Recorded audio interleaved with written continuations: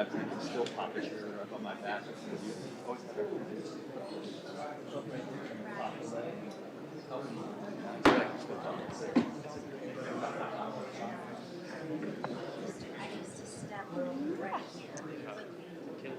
The Liberty Lions football team.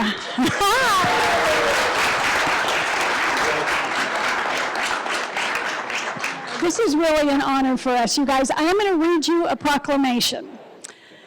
Whereas the mayor and council of the city of Peoria recognize the 2019 Liberty High School football team for their outstanding dedication and effort in becoming the 6A state football champions.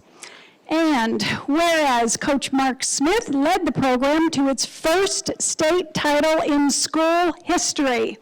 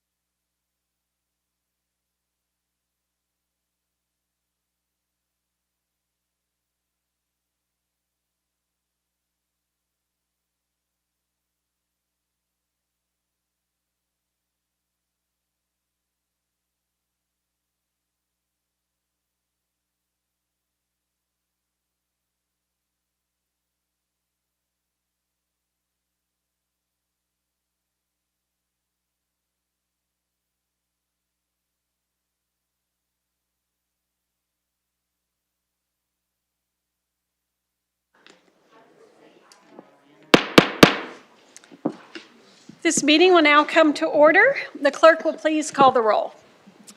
Mayor Carlett, Here. Vice Mayor Finn, Here. Councilmember Patina, Here. Councilmember Binsbacher, Here. Councilmember Edwards, Here. Councilmember Hunt, Councilmember Dunn, Here. Youth Liaison Greathouse, Here. and Youth Liaison Ravendron.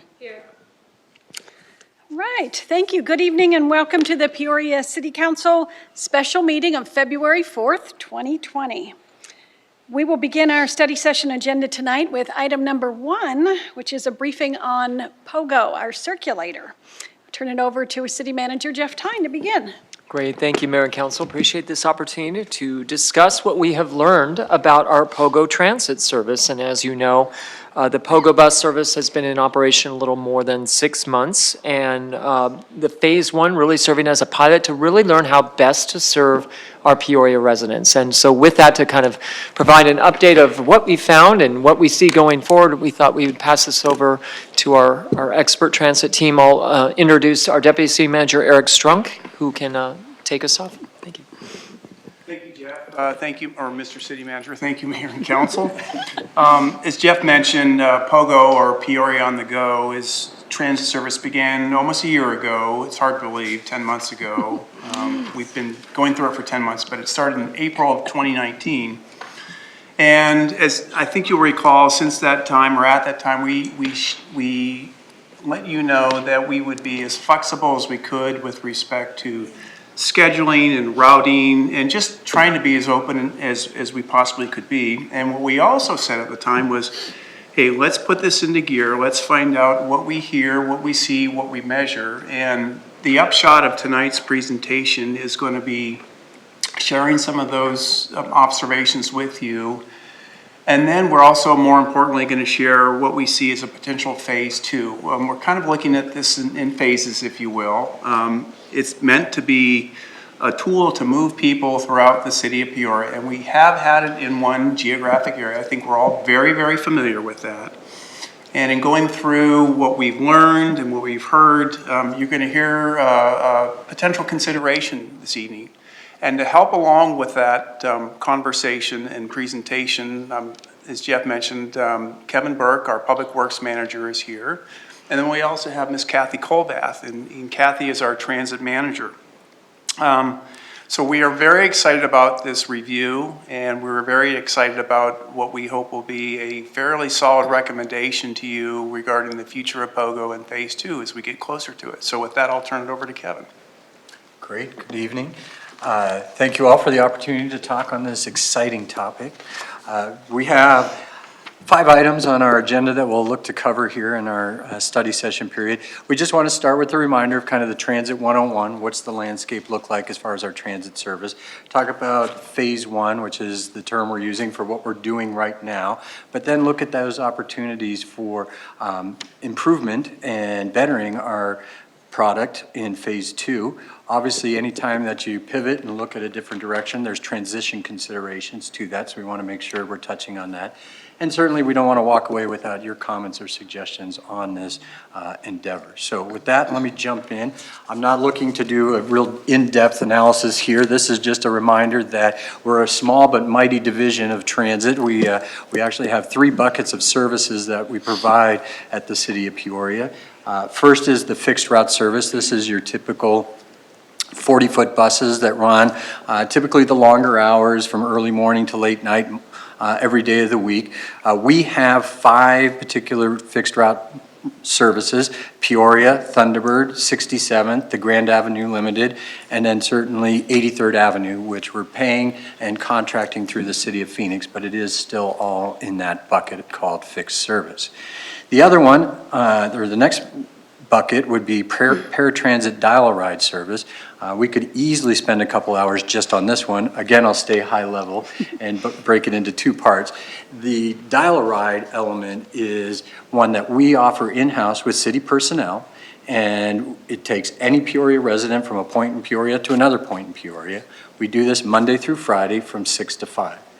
Paratransit or ADA service is kind of a supplement to that. This is looking at those folks who are ADA certified, meaning that they have been certified by a third party of having a disability that qualifies them for additional service. That additional service is that if they live within 3/4 of a mile of a fixed route, they can receive point-to-point service, meaning from their doorstep to their destination, at the same times and locations as a fixed route would go.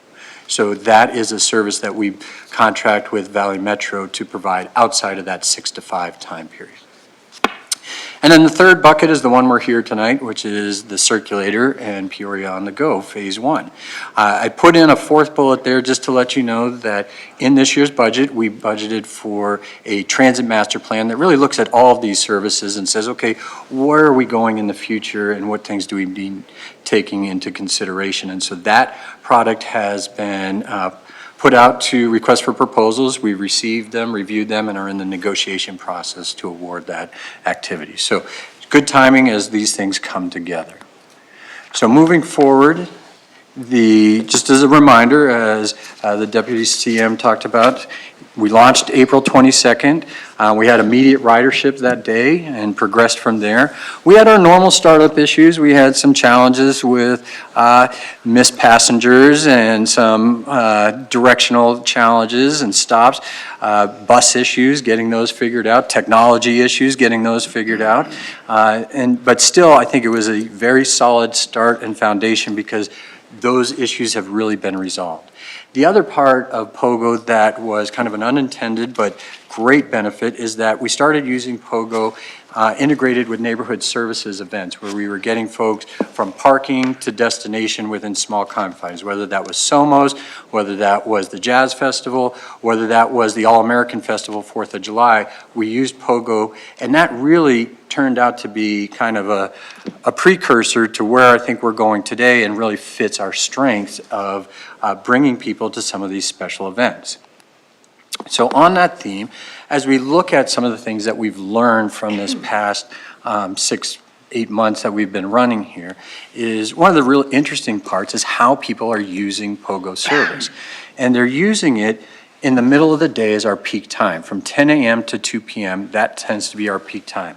And that's a little unusual for a system that's running Monday through Friday from 6 a.m. to 6 p.m. Typically in a transit service like that, you'd see your peak hours on the morning rush hour and the commute back. The fact that our users tend to use it more in the middle of the day mirrors weekend use. This is how transit riders typically use it on the weekends when they're venturing to recreation activities, entertainment, shopping activities, etc. They tend to use their peak time as 10 to 2, but we're seeing that Monday through Friday. And it's further supported by where are they going. When you look at our locations, the mall, Walmart, Four Corners, all shopping and dining experiences that seem to fit this pattern. More so, the Sunrise Mountain Library, a definite recreation activity, P83, a mix of those activities. This is where our riders are going, and this is when they're going. So it's speaking to this idea that we have a particular trend that is emerging that we want to make sure that we are being responsive to and diverting or pivoting more towards those services to strengthen them. So it's not just about the data, it's also about what are we hearing, what are the stories. You'll see I've gone to the dark side and there's a word cloud right there for you.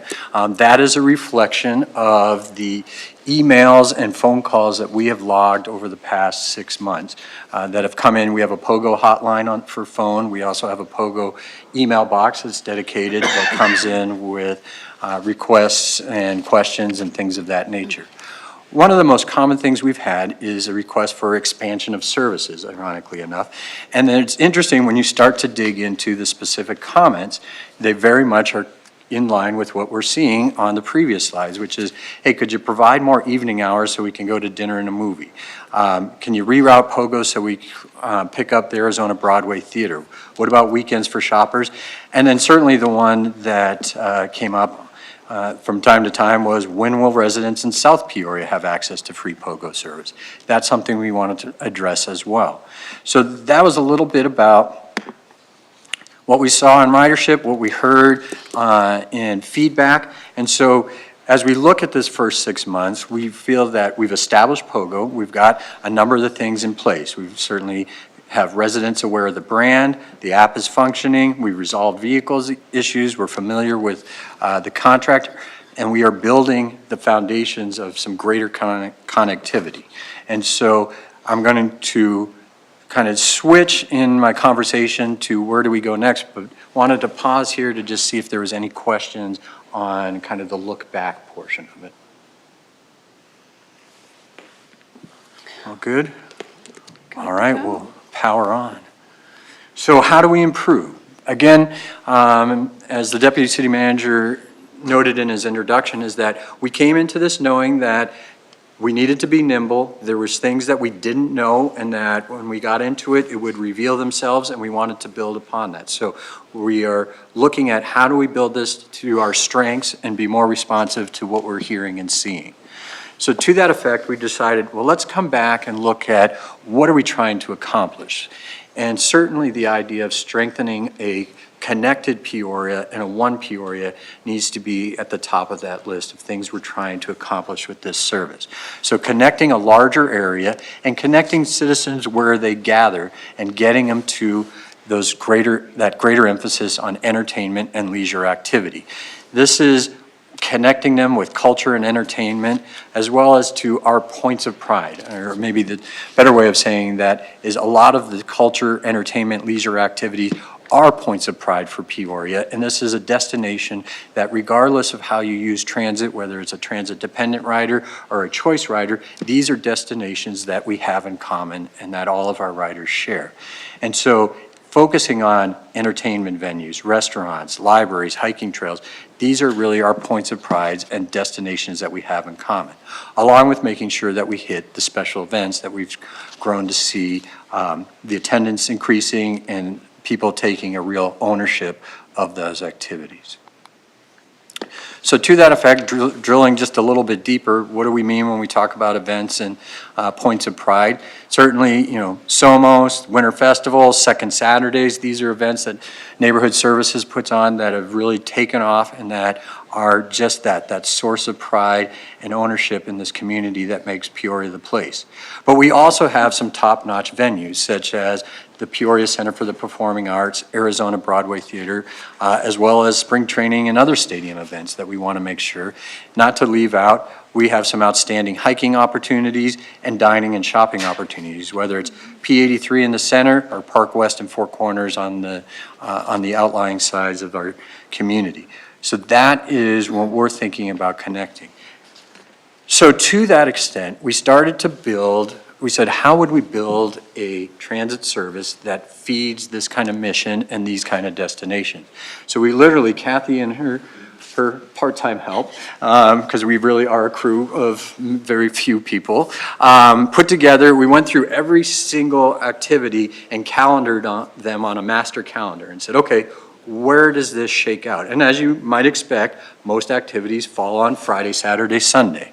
Looking at the green box in particular, this is a Saturday in March. We have Second Saturday going on in Old Town from 4:30 to 8:30. The Broadway Theater is playing Chicago the Musical at noon and 5:30 that day. And we have a spring training game between the Padres and the D-backs going on at our sports complex. So running Pogo from 10 a.m. to 10 p.m. on a Saturday would really allow our citizens to connect in these locations. So you would have somebody from Trilogy West could pick up the Pogo at 10 a.m. and be standing at Arizona Broadway Theater at 11 in time for the matinee. Somebody in Ventana Lakes could pick it up at 12:30, be at the sports complex at 1 for the 1:10 first pitch. And those in Country Meadows could pick it up at 4, be there at 4 in Old Town at 4:30 to get the full enjoyment of Second Saturday. So it's really trying to build those connections around those activities. And that's what we're talking about. The goal is better connecting. Kevin? Yes, ma'am. Councilmember Hunt? Maybe you're going to get to this, but what was the place in her district you said? Country Meadows? Country Meadows. Yes, ma'am.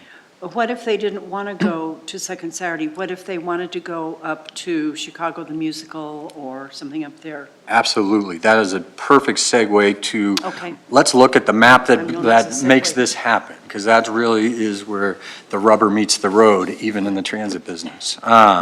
So we kind of took the approach, almost of a hub and spoke type of approach to building this route. You can see, and this map's small, and we'll have a bigger one on the next one, but you've got a concentration of activity and thicker lines between P83 and Old Town. That's certainly a destination with a lot of our points of pride in it. But the idea then is to spread out, these are the spokes obviously, into all areas of Peoria to make sure that we're bringing that service in. Again, that was one of the things we heard was, why is it just in this region? Why can't this service be across the community? The focus is Friday through Sunday, 10 a.m. to 10 p.m., and we know that we need to work within the budget that we have. So with that, let's get a little deeper into the map and see what we've got here.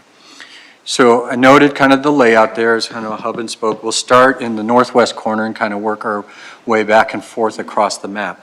The Vistancia area. So the idea here is, and in all of these, is that we try to make this as direct and as quick as possible to get people to their destination. Pogo, as it stands right now, has 56 stops, 52 stops? 56. We have 56 stops. So we're going from a 56 stop system to about 5 or 6 on each route. So this is the idea of getting you where you want to go as quickly and directly as possible. Now, some of these distances are quite far. Vistancia is one of them. The idea here is you go from your farthest point on the northwest, making a stop at Four Corners, Sunrise Library, and then in to P83, but we don't stop there. We continue all the way down to Old Town. So you don't have to make a transfer. You just, same bus gets you all the way there. Now, it takes about an hour to do that route, and so your frequency is low. You catch the 10 a.m. bus if you're at stop 1 to get to stop 6. You're not going to see that next bus until noon. It's going to be an hour in and an hour out. That's what I meant by a 2-hour interval on there. So looking kind of in the opposite side, in our southwest corner at Country Meadows, this is more of a loop, smaller in terms of mileage. This is something we can do on a more frequent basis. This is about an hour interval. So about every hour, these bus stops would be serviced. Again, we're looking at those areas that connect and can be attractions, whether you're in that area or you're coming from other parts of the community. So Pioneer Park is in this route. You've got Peoria Crossing on one side, Park Place. We would look to stop at both sides of that. Country Meadow, or Peoria Pines is another location. That's, again, and I'll make this caveat at the front end for everyone, is that these were some proposed places just on some brainstorming. These are by no means final destinations, all right? These are very much just the idea of, these look like points of gathering, common points where people were gathering, or destinations that people had a common interest in going to. Circling that loop is a Fry's and then into Old Town, but once again, this will go all the way to P83. So to your question is that if you want to go to Arizona Broadway Theater from Country Meadows, you're not having to make a transfer. It's a direct stop, and it would be within that hour pattern. It would be an hour approximately. It'd probably be a half hour in and a half hour out. Oh, that's great. So again, these are also approximate. We've run them through some systems that do this, the software that helps you calculate times and distances. But based on that, we believe we can do that on an hour interval. Mayor, if I could make a quick comment too. Yes. Just as Kevin mentioned, these are conceptual stopping points. So clearly, each of you really know your district intimately, and if you have suggestions, whether it's tonight or subsequently, we'll gladly take them, and it will just help us hone down where we think the stop should be the best interest of the community. So they're conceptual. Good, thank Great. you. So just keeping with that, to just describe what you're seeing on the map, on the west central part, we've got kind of a route that would hit a number of points of gathering, the Yacht Club at Ventana Lakes, as well as the 2 rec centers in Westbrook, Lake Center and Vista, and then it's a quick shot into P83 and on to Old Town. So again, 1-hour intervals seem very plausible in this area. On the opposite side, kind of the central east side, this is a little bit different of a design in that we start down at Sunny Slope, go through Peoria Station and then to Old Town, and then we bounce out from Old Town, go by Lely's and up 75th, back kind of into the neighborhoods before going back into P83. So a little bit different of design where it's a pickup, destination, back and forth. And we think this is also important because people may not be going to just those destinations. There may be other parts around the route that they're trying to reach, and hopefully this gets at that. And last but not least, in our northeast corner, we've got a loop here that is, again, a little lengthier in mileage and so a little less frequent in terms of time. This is about a 90-minute interval, meaning, again, it's about 45 minutes out to in or in to out. And so if you're standing at bus stop number 1, the bus would come by about every 90 minutes. So this is one from West Wing to Terraza Center, Terramar Park right over there, down to, we've got a point kind of mid-block there, and then down to Fletcher Heights, and then again, a shot into P83 in Old Town. So again, very much trying to put our fingers as far out and in as many directions as possible to bring people in. So what it ends up looking like, again, 5 routes, Friday through Sunday, 10 a.m. to 10 p.m., and we're roughly in the same price range. And so we're staying within that budget, if not saving a little bit and giving us some capacity there. So this is the thought that we're putting on the table. Again, we think this plays to our strong suit. It plays to how people are using the system already. So let's take advantage and grow it stronger. Anytime, again, we make a transition, there's things we got to keep in mind for that transition. One is completing the final bus route. Again, as was just said, these are proposed ideas. We need to hear from you. It doesn't necessarily have to be here at this table, but certainly in the next week, if this is a direction you want to go, we want to hear, hey, that you might be better served if you looked at this location or that location. And the second part of that too is the permissions. Every bus stop usually has some permissions, whether it's right away, private property. We need to look at what does it take, what does it require to feed that. One of the things that drives our timeline in particular for a transition is some of our federal requirements that we're obligated to comply with. And this is known as Title VI. This includes when you're changing your ride, you need to notify riders that you're making a change. Makes logical sense. And you have to hold a public hearing to receive that feedback. That's very helpful for us in building and making sure, hey, let's get it right on the first time and what comments might be there that could make this even stronger. Along with finalizing market plans, another big driver of our timeline is existing contracts that we have in place. Particularly, we have one with Valley Metro, who then subcontracts with Total Transit, who provides our drivers. Drivers are on contracts and on schedules that are bid only a couple times a year. So to make those transitions, you got to line up with when those shift changes and that bid process. And that's something that you got to have your routes ready to go and finalized. Then they got to have a period of time where they can review it and determine which one is most advantageous. And then there's a bid, and then there's a scheduling. All of that affects our timeline in making that transition. So there's other things that are less sensitive, whether we get in Valley Metro's publications, not as much of a driver for us. We do a lot of our own outreach and education, and people look on our own website for material. But there can be other things such as branding or wrap changes that we want to take advantage of. And so the last bullet there before I totally leave, well, I guess there's two. One is that I want to make sure that at some point we have a discussion about what does success look like in this new environment. And this could be things, in my mind, that I'm thinking is, we see increase in attendance at our venues, or increased attendance at our festivals and things of that nature, or people see this as an asset when they look at a community survey. Those might be measures of success that we think about when we're evaluating this service going forward. But we will give you a second bite at the apple, just because the way the process works is we'll get your direction, we'll fine tune, and we'll come back to make sure you're okay with it before this goes into effect. And that's the that May time period. So now we are on to that council comments and feedback. So thank you so much for your attention. My right-hand person here, Kathy Colbath, will answer all your questions. So fire away.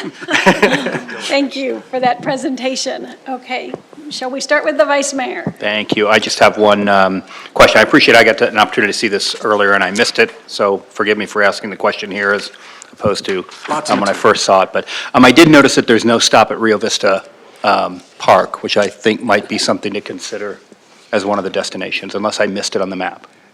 No, Mayor, Councilmember Finn, this is one that we looked at and tried to fit in every single direction we could. The challenge we're looking at is Rio Vista adds about 20 minutes to any route that you look at. Just the going out and you got to go in fairly deep to get to the location and then coming back out. It adds 20 minutes. It's definitely a point of pride in the community, but it has a trade-off in affecting how frequent and how direct we can get people to our services. So one, we can definitely continue to take a look at, but that's the challenge that we wrestled with. Councilmember Patena. Thank you, Mayor. I think we need to mention that collectively as a council, we decided to kick this thing off in April to see how it would work out and get, all the information that we could get. And so I just want people to know that we're not sitting here today because POGO is a failure. We're sitting here today because we're tweaking it and we're saying, okay, let's see what works better. Let's see if we can improve ridership. And that's what we're doing today. It doesn't mean that this is the answer. We may come back in 6 months and tweak it even further. I like the fact that it's going into, it's just not staying on the main streets, 83rd to 91st, and looping.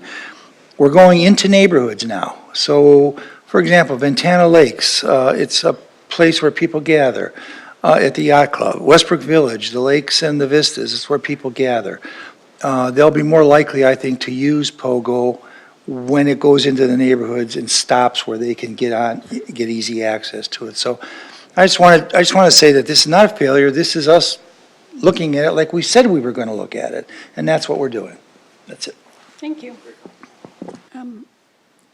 Councilmember Binsbacher. Thank you, Mayor. I concur with those comments. Also, I always saw this as a work in progress and something that we were going to measure and evaluate along the way, and I think we've done that, and I appreciate all the data that you compiled. I had an opportunity to see this and had mentioned some stops or in the gates, outside of the gates and things like that, and I will actually share that with you.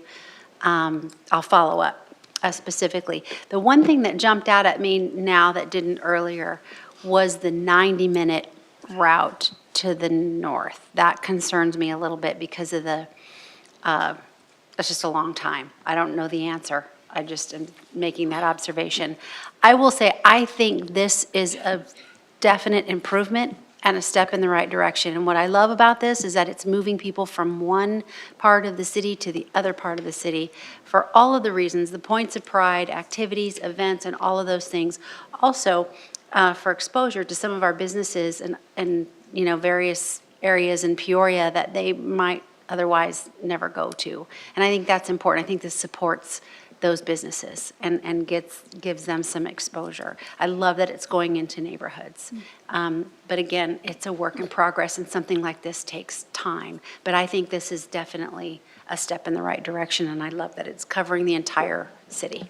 Okay. Thank you. Councilmember Edwards. Thank you, Mayor. Kevin, just a couple questions. So Sure. you're talking about your measuring of the success and the opportunities with the increased attendance at some of the hot spots. What if those residents don't necessarily go to the hot spots, but they take the transportation to the area? How are you going to measure the ridership or the increase how are you going to measure that? Are you going to do it like ticketing, or not ticketing, but a counter on the bus? Say they get on the bus, but they don't go to the event. Sure. The ridership is up, but the venue didn't see the increase. Very good point. Thank you, Mayor, Councilmember Edward. Is that we do still have the technology that both integrates boarding and alighting, which is the fancy term for getting off the bus, along with GPS coordinates. So just as we knew where people were, our top destinations, we can also monitor that activity as far as folks that are going to destinations other than what we think are kind of the more common or predominant destinations. So we can definitely measure that. Just as we looked at, again, I appreciate the terms about a work in progress. When we built kind of the infrastructure of bus stops, we didn't build the whole thing out because we wanted to see where people started to go, who and what were the most predominant areas, and then respond to that. I think similar to your question is that we've got folks that are stopping at other locations along here, and our data is all lining up that way. That could be an absolute point of success, but it's also a point that we need to respond to. And again, we want to make sure that we remain nimble in this delivery. And I really appreciate Councilmember Tennant, I echo his comments, that this has always been a work in progress, and Yes, sir. and when you see things aren't quite aligning, then you make adjustments, and I really appreciate you guys bringing this to us and giving us the opportunity.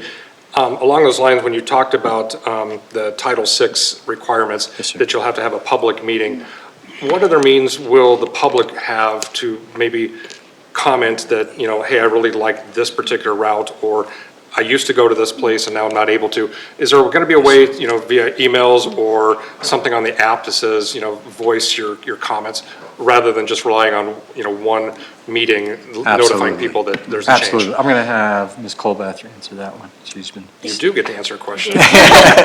Mayor, Councilmember Edwards, thank you for that question. That public input is an important component in this. And so we will make sure that during that time period of public input process, that we utilize all the methods that we have already developed here to get that feedback from our community, because that's going to be important. So we'll have a meeting, we'll have a meeting with the public. We can have multiple meetings with the public. If you have meeting desires in your area, we're happy to accommodate that. And then we'll have a formal public hearing at the end of the process. The meetings are actually advertised in the newspaper, but we'll also take advantage of the methods that we have already built to connect with our residents to get some feedback online. We have, again, the POGO hotline that we can use. So we want to make sure we're employing all the methods that we have available to make sure we're getting every opportunity out there for resident comments. And just to add Is it possible that on the app itself, on the phone, to maybe have a questionnaire right there, so that, you're getting some instant feedback? There might be a link. There's certainly an opportunity on the homepage or the landing page that you land on to put messages. And so we can use that opportunity to, direct people, whether it's to a link or to, hey, POGO's changing, we want to hear your input, please go to this site or that site or make this phone call. Because I think it's important, not only, informing or, getting feedback of new routes, opportunities, but also informing those residents that have come to rely on this for, their means to get to work or to school or whatever, notifying them that there will be some changes. Absolutely, and I think we envision seeing notices at the actual stop locations to make sure those who are using it are notified where they use it. Thank you. Councilmember Hunt? Really great presentation, and obviously a lot of work has gone into this study, and I really appreciate your flexibility.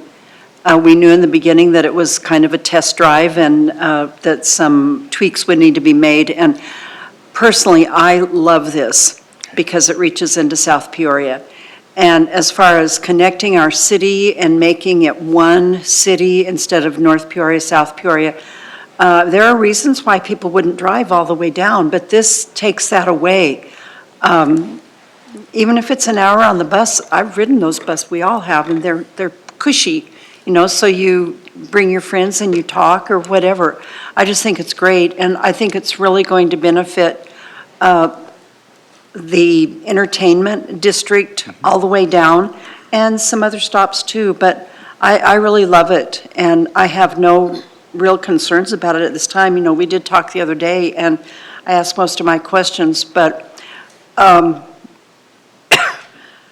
yeah, I think this is really the right way to go, and again, I really appreciate your staff's hard work on this, and like I said, being willing, not saying this is carved in stone and we're going with it. Thank you. Councilmember Dunn? Thank you for putting this together, and I too agree with the other council. I'm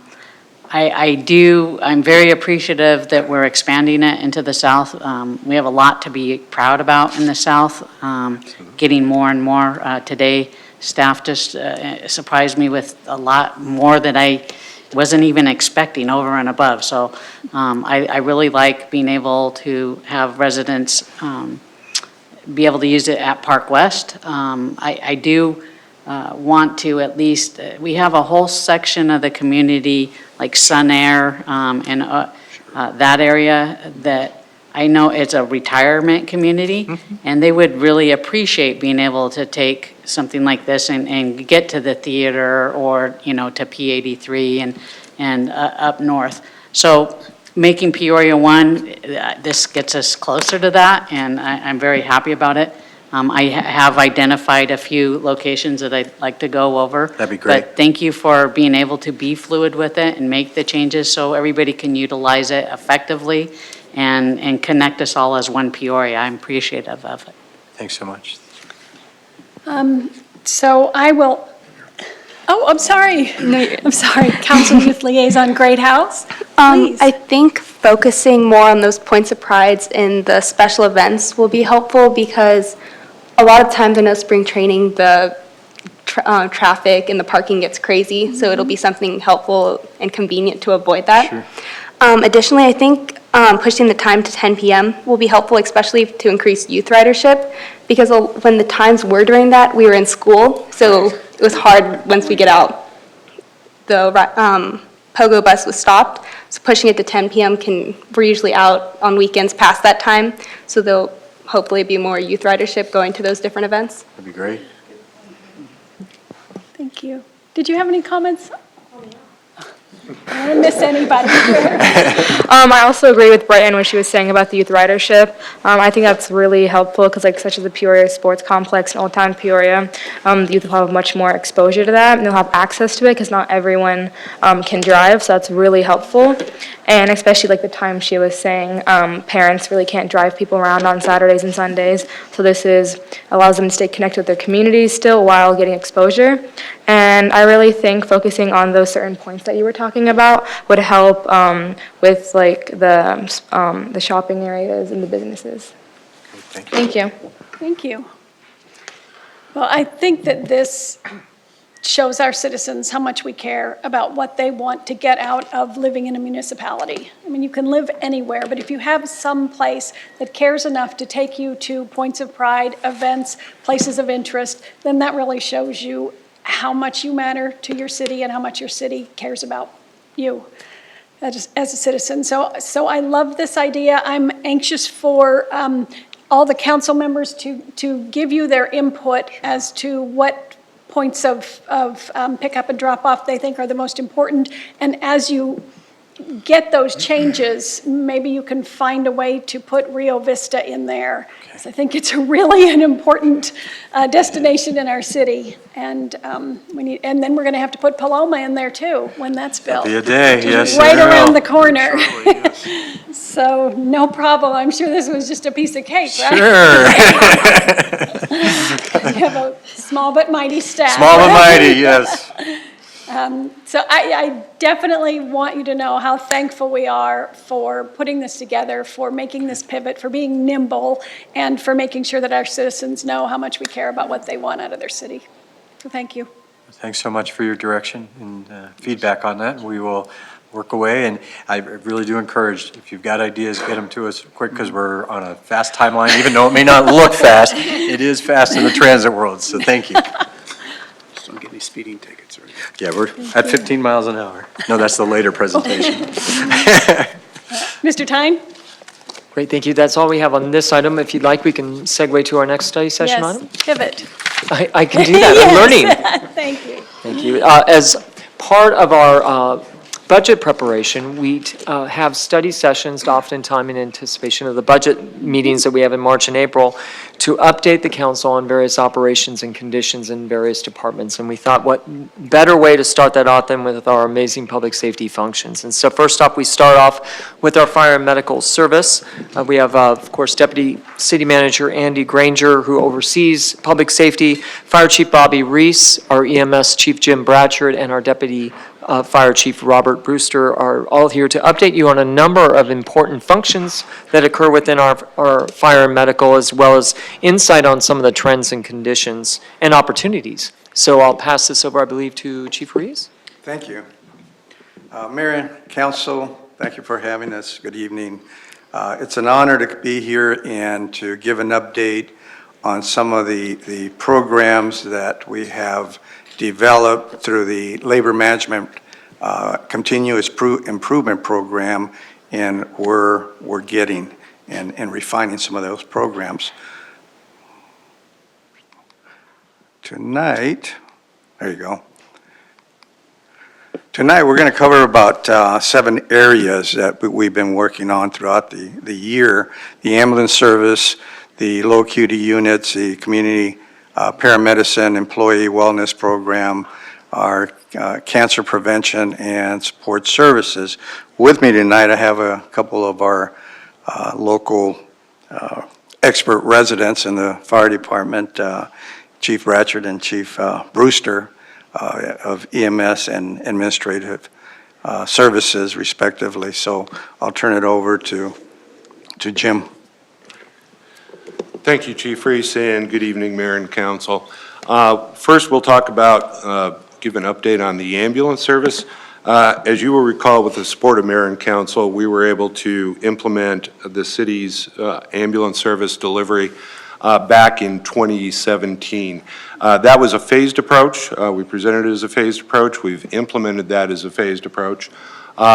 January 2017, first 2 ambulances went into service at Station 193 and 195.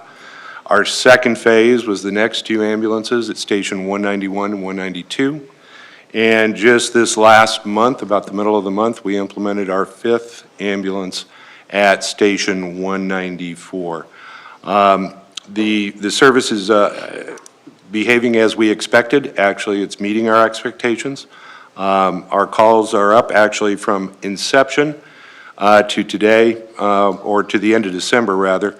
We've done over 13,000 transports within the city with our ambulance service.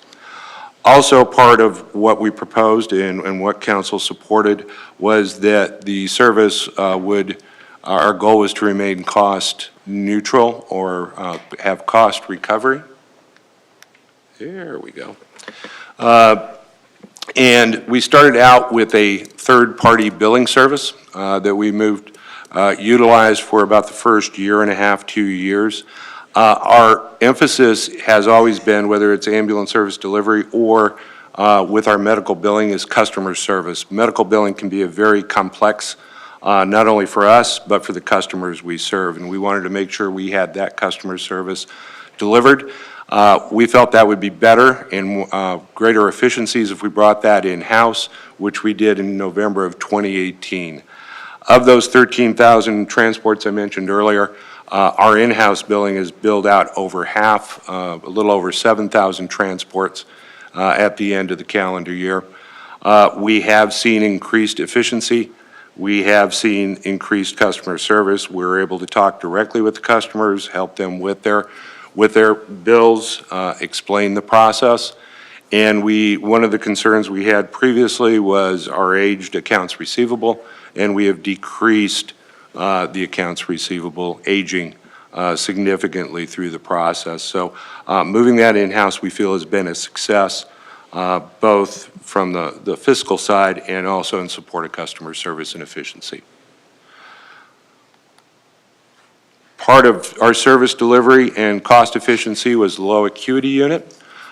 We developed this unit to deliver service to basic life support calls, low acuity calls in areas where we saw a high call volume, which was specifically Station 192. That became operational in 2016. We continue to monitor that program and to measure its efficiency. What the program will do is it's staffed with a paramedic and an EMT. It has a full complement of advanced life support gear, even though it responds to the low acuity. That's our safety net for us and for the people we serve. Oftentimes, not oftentimes, but sometimes the patient will need a higher level of care, and we can deliver that with the low acuity unit initially until we get additional resources to the scene. In the last calendar year, it responded to 582 calls, and that is essentially about a 4% increase from 2018, which coincides with what Chief Brewster will talk about as far as relative growth of our EMS service delivery over year to year that we've seen over the past few years.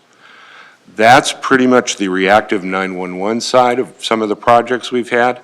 On the proactive side, I'm sorry, I skipped ahead. 192 functions up just as a point of reference. They're off of Union Hills, and services almost to 193's area and almost to 195's area. So it provides support mainly for 192 with we see a higher volume of basic life support calls in that particular area. It allows for engine 192 to be available to respond to the higher level of calls. That doesn't decrease the calls for engine 192. Actually, they've gone up. What it does allow is engine 192 is available in their area. So it decreases our response time and availability for to have advanced life support, higher acuity in that area, not rely on outside response to 192's area. Now moving to more of the proactive side is the community paramedicine program. We were involved with a grant with Vitalist Foundation back in 2017. We were fortunate enough and actually worked with United Healthcare to look at another grant process, and it's a regional process with us and Surprise and Goodyear. We kicked that off in September of 2019. We have 1 year of funding under the grant with United Healthcare. To date, we trained 13 new community paramedics that we have out in the field. We're responding over 4 days a week, 3 days a week in the grant program, in addition to the Peoria response, which is on Wednesday. In the first quarter, we saw a total of 78 patients and made 128 referrals. So obviously, we're making more referrals for each patient. And the things we'll do is look at home safety, their health concerns, transportation needs, and try to make referrals into the community resources that already exist to decrease the reliance on the 911 system. And we're focusing on folks that are utilizing the 911 system frequently and trying to find that root cause of why they're doing that and provide other resources. It increases our community's health, it increases the individual's health by way of doing this. So we're very pleased with the results so far in that program. And with that, I'll turn it over to Chief Brewster, who will give you an update on some of the things in support services and also with prevention for our members. Thank you, Jim. Good evening, Mayor and Council. I'll start off with an overview of our employee wellness program and peer support team. We are facing a crisis across the nation today in the fire service with depression, anxiety, PTSD, suicidal ideations, and suicide. In fact, this last year alone, we lost 113 firefighters across the U.S. to suicide. So through our strong labor management process in 2018, labor management got together to form an all-encompassing employee wellness program directly aimed at preventing this from happening in our organization.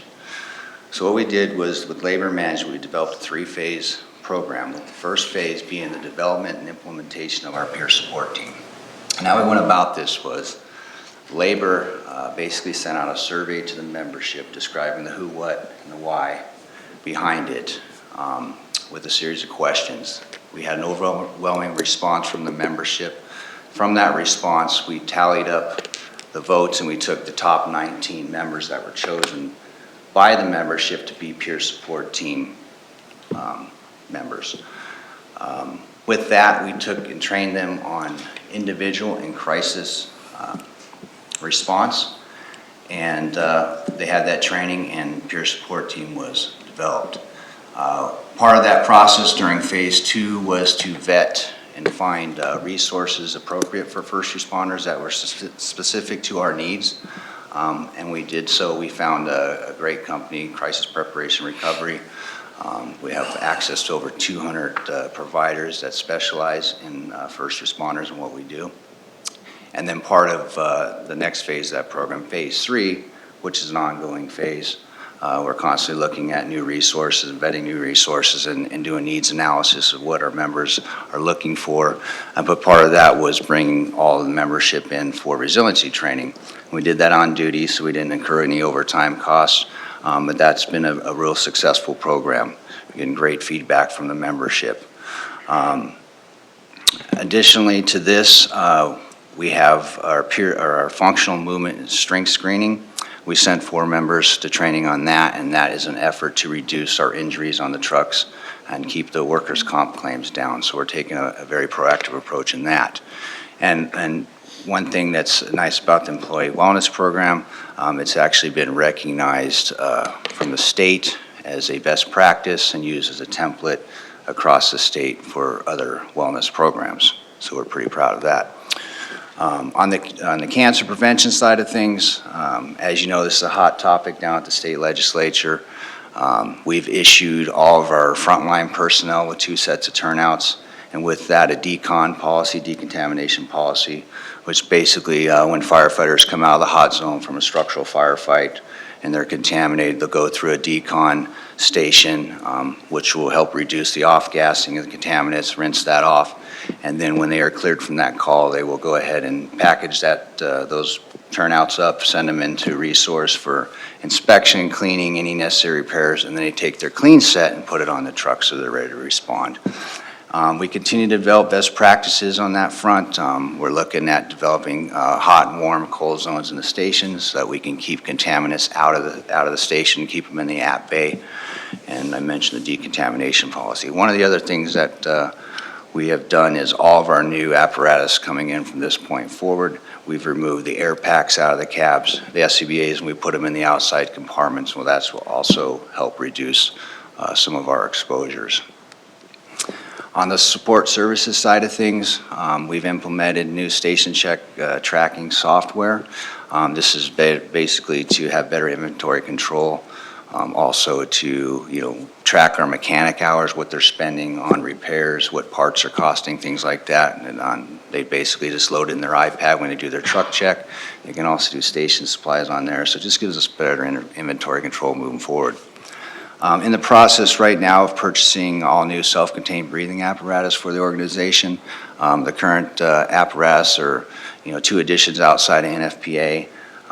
They're getting costly to repair. We're seeing a lot of repairs coming up, and so it's time to replace those. We're going through that process now.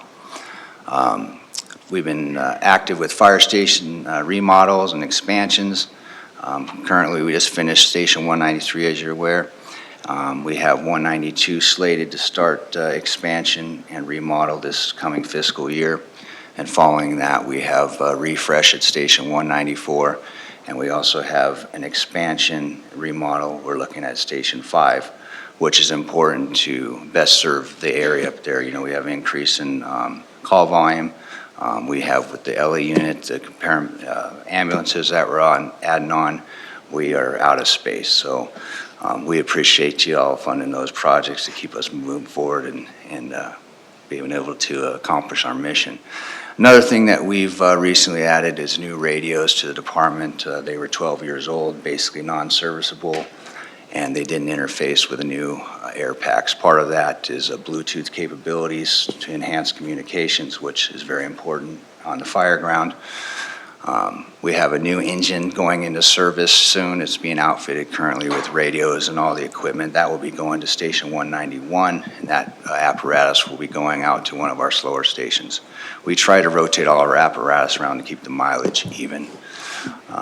We recently, we got the fireboat, recently purchased that. That is being built as we speak. That's about a year out. And the current fireboat will go into reserve status to back that one up for service.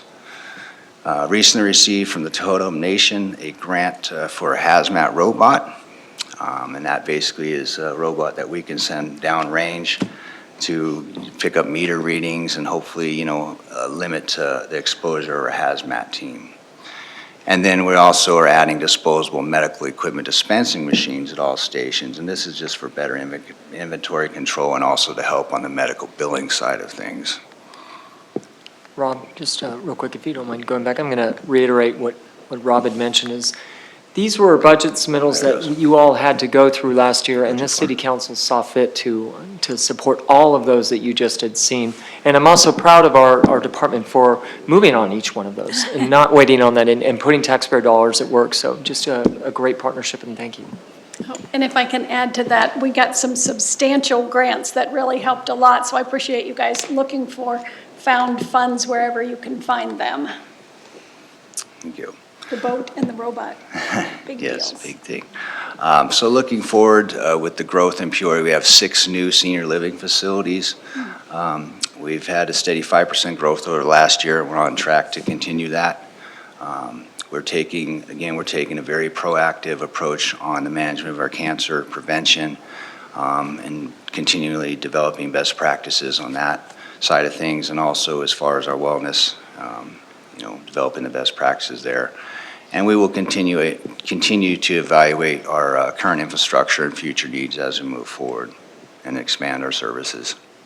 With that, we'll answer any questions. All right. Council? No Councilmember question. Hutt? I don't have a question, Rob. I just want to say, this is just so much. It is so much that you guys do. And I don't think the general public just realizes it. I don't think about it all the time until I see this. You know, you call 911, the fire truck or whatever, ambulance shows up, takes care of your needs, and you go on with your life. You're well, and you're so glad that fire station's down the corner because you know you can count on them. But all these other things, and like the mayor said, you know, you're working on grants and you're working with outside sources. You're proactive with the cancer thing, which we're hearing so much on the news now that's affecting firefighters. And the PTSD, you are just juggling all these balls in the air. And I just hope that there's a way that I hope everybody's watching this to hear the miraculous things you guys do other than just shooting water on a fire, which, don't get me wrong, that's important. But if anybody watches these fire shows on TV, they're going to think you guys sit around and play poker all day and have all these romantic relationships and everything. Well, I don't care if that's happening or not, but the point is, your level of service goes so much deeper than just fighting fires, which is what everybody expects firefighters to do. So just know that you are so appreciated, and we all like to see the firefighters. Well, we don't like to see them coming to our house, but I mean, we like to see men in uniforms, but you guys just should receive as much. Should I stop now? Yeah. Just know that your level of service is just as important as theirs, because they couldn't do their job, and the public couldn't be served without your level of, okay, I'm done. Thank you. We appreciate that. Thank you. Councilmember Patena. Thank you, Mayor. Chief Brewster, I have a question for you regarding peer support. So the symptoms of depression and anxiety and PTSD, they're pretty definitive, but they can be masked. My question is, no male wants to admit or female wants to admit, they have depression, anxiety, PTSD. Is there a way for the firefighters in the station to recognize that a person might be experiencing some of these symptoms? And if so, what can you do about it if the person does not respond to your questioning him or her? Do they have a step further that they can take to make sure that they're being served? Absolutely. In fact, one of the challenges we face in the fire service is the stigma that's associated with seeking mental health. It's been around since I've been in the fire service. And it's been kind of in the past, it's kind of like suck it up, it's part of the job, just deal with it, move forward. And we know that the cumulative effect of the things that we see and the things we encounter take a negative effect on us. And so with the resiliency training that we send our members through, it gives them some tools to deal with that sort of thing, and also the ability to recognize their fellow peers if they're having some trouble.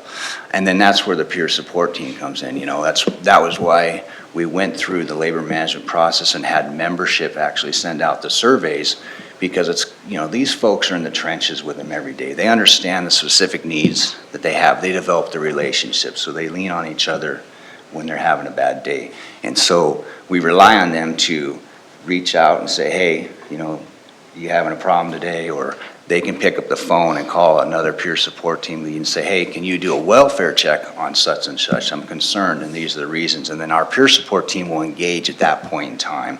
And what's nice about our program is we have that 24/7, 365 number that is available that every member has on their phone. We have it printed at all the stations. All they got to do is pick up the phone, dial, and they'll have a counselor at the other end. And they'll have peer support to guide them through. And it's been a proven model. We've done a lot of research on that, and we've had very positive feedback from agencies that have implemented. There's not many in the Valley, but they're starting to come on board. But yeah, we have a long ways to go in breaking down that stigma, but you know, when we developed our peer support team, and we got those 19 members in there, there's 19 champions to help do that. And so it's good as we move forward. We're going to see a change in that. So. Mayor, Council, Chief Brewster is very humble. The program that he's developed has been taken up by the Department of Arizona Department of Health Services as the model for the whole state. So that's attributed to Chief Brewster. Wow. Gosh, congratulations. Thank you. That's quite an accolade. You forgot to mention. Yes. Vice Mayor. Thank you. Actually, two questions. So just for the public's knowledge, I know we talked a little bit about the cancer side of it. There are statistics on the chances of firefighters getting cancer over the general population. Can you share that if you have that off the top of your head? I do not have the Okay. exact number on that. I was going to say what I thought it was, but I know it's statistically relevant that there's a much higher chance of firefighters getting cancer than the general public. Absolutely, and that's just with the exposure rates Yep. that we have with the diesel exhaust, for example, station. Then you go into the, the structural firefights, any hazmat incidents, those type of things. I mean, we're constantly being exposed, and it's it's happening through absorption through our protective equipment. So, by what we've put in place, I think we're significantly going to head that off. And I think we're going to see a reduction as time goes on in the cancers. But yeah, it's something that we're aggressively pursuing and hope to reduce our exposures overall. Yeah.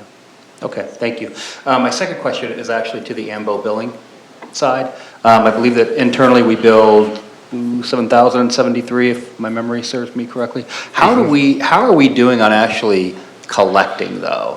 Right, so do we have a report on aging receivables or how much we've written off? I'm just curious. I mean, it's one thing to bill an invoice, it's another thing to actually collect the money. It's kind of an important part of it. So I just wondered if we had anything on that. You don't have to give it to me now, but. We do. I'd be happy to do that. It changes daily, obviously, because it's a very dynamic process. But our aging receivables have decreased to 13% where they were in the past at maybe 60% with the previous third-party biller. Really, so we actually have improved our aging receivables, bringing it in-house? That's great. Absolutely. That's absolutely. Awesome. Significantly. That's great. Thank you. Appreciate it. Councilmember Binsbacher? Thank you, Mayor. A comment and a question. Quick comment, I want to say, yes, all the things that you're doing are fantastic, but the steps that you're taking as far as the, second sets of turnouts and the decontamination and all of that is just so important. I wish every department was doing it, but it's just important that we're doing it here in Peoria and creating a better work environment and contributing to wellness for all of our members. With Community Paramedicine, I have a question. We're received that grant with 2 other cities. So that's active 3 days a week, is it? So each city takes a different day? Is that how that's working? Essentially, we all help out each other throughout those 3 days. So you're overlapping? conceivably, we could be in different areas. And the reason we do that is it's more convenient for the people we're serving. So somebody who lives in Surprise, if we assigned a day to Surprise, they might not be available on that day. So we try to consolidate our resources and make sure we're available for the customers as we move out. Essentially, if you break it down, it's probably equal between the 3 cities. Maybe a few more responses in Surprise in Peoria because we're more populous. We have more referrals into the system, but we're available anywhere in the region, any day, and that's to meet the customer's needs. And you're targeting the frequent users to help them manage their Where people are frequently utilizing the 911 system, we've found historically that there's usually an underlying need that has not been met, and their last resort is the 911 system, or they're not sure what to do other than call 911. Our job is to go in and, one, find the source, or sources in some cases, and to provide them resources so they decrease their reliance on the 911 system and have more proactive health management usually in their lives moving forward. Okay, thank you. Great. Councilmember Dunn? I just want to thank you guys for everything you do. I'm really, really proud of our firefighters and our fire department. You guys are definitely proactive in so many, I know you react fast, but you're also proactive, and from everything from the low acuity vehicles, making sure, it doesn't escalate. And that's really pretty much all I wanted to say. Keep doing what you do, because I'm so proud of what you're doing. It's a pleasure to work with you guys. Thank you. Mayor, Councilmember Dunn, it is only through your support, your vision, your leadership, and your support that has got us there. I mean, I got terrific people and everything, but you've heard me say this before, that a dream without resources is nothing more than sleep deprivation. And I sleep very well these days, so thank you very much for your support. Well, thank you for this presentation. It's really beneficial for us as we move into the budget sessions that we get a picture of where your department is, how you're serving our community, and what you're projecting for the future. So thank you for having all of this knowledge and being able to help us as we have to try to work with budget. So we appreciate it. Thank you very much. And Mr. Tyne, Great, thank back you. to you. Appreciate that, and we do share an equal amount of pride for our police department and all that they do to service our community as well. And so we wanted to ask for Chief Arthur Miller to come down. Our Chief of Police will present an update on police operations, highlight some of the improvements and future plans that we have to maximize the effectiveness of our police force. So I'll pass this to Chief Miller. Good evening, Mayor and Council. I appreciate the opportunity to update you on some of the great work that we're doing that's being accomplished by our department, and some of the programs I'm going to highlight later on, and that's going to provide us with our city with superior public service. We are a full-service police department. A lot of people don't know that. We're responsible for responding to calls and a myriad of service calls that are sometimes not police-related. We handle everything from emergency calls, reuniting lost children with their families, or even locating lost pets. Our city is safe. Our police personnel are well-trained. They're well-equipped. Our city is safe in part because of the partnerships we have with our other departments and other partners throughout the valley. Our personnel are creative, compassionate, and they come to work ready to serve. There's no distinction between our sworn and civilian, explorer, or volunteers. All are proud to be public servants and especially proud to be part of our police department and our city. And now I'd like to get into my presentation. As you know, in February of 2018, there was a study done called The Matrix that was provided to the city for making recommendations on how to, it was an up and down view of our police department and how to better serve our community. So with that, there were two takeaways initially that we applied last February. And one was I took a look at the districting and how it was initially. And initially we had 16 different geographic areas where we had officers assigned to those. In particular, in the north area of our city, we had one officer that covered almost the entire portion of that city. And if you look at the green chart on the left, where the black line is, there was basically one officer that was covering all that from east to west, and then north of the line up to the border, the city border on the north. So we made some recommendations were made to me, and I agreed with most of them, and we ended up dividing that one particular area into three. As you can see in the green, purple, and kind of a reddish or rust color portion of that map, we have an officer assigned to each one of those areas, which provides greater coverage and greater service for our community. Another thing that we did was we realigned our patrol beats in terms of the hours that we were having our officers go out and patrol. Initially, we were deploying officers during the hours when there was not a whole lot of activity going on. So we readjusted that, working with our PPOA and our command staff. We came up with a reasonable solution to readjust the hours for making a better resource of our officers.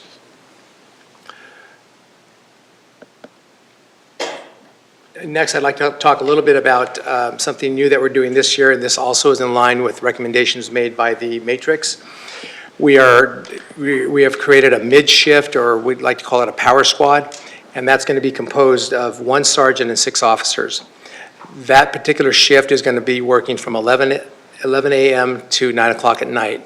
That's the bulk of our calls for service within that time. Otherwise, what is currently occurring is that calls for service that come in at the end of a shift or have to be handled by that officer or officers, and they end up incurring overtime. There's a fatigue factor, a burnout factor that's included in that. And so now with this overlapping shift, it's going to be working kind of a midday and a mid PM type shift. We'll be able to provide better service. The other part is they'll take calls away from officers that are going off shift and end up handling investigations that way. I want to briefly talk about our crime stats. Overall crime is steady. We live in a very safe city. There's not a whole lot of violent crime that goes on, but our stats remain the same, with the exception of, on average, we've increased our level 1 crimes or type 1 crimes by 1 a week, which is pretty phenomenal on a city our size of the population that we have. The other thing is as we trend down, some of the attributes of how that occurs is that we have a fully staffed community relations department now. When I say fully staffed, it's actually 2 civilian personnel that work very hard on making sure that we get our message out to the public. And they help to create block watches. They go out to community events and provide crime strategies for communities. Also, we are providing more education for our public in general through social media on crime trends and crimes that have occurred. And I want to talk a little bit about our response time. We can just leave it there for a second. Oh, sorry. Yeah, it's all right. Thank you. I want to talk a little bit about our response times. Nationally, the response time for police agencies is 5.5 minutes. We are well below that. And if you look at all of our districts, there's one district that it's 19 seconds slower than it was before. But here's the good news. They were at 4 minutes and 45 seconds average response time, and now they are at 5:04, which is still way below the national average. So that's something that I think our public needs to know, that we respond quickly, and we're very aware of the need for our services once they call us.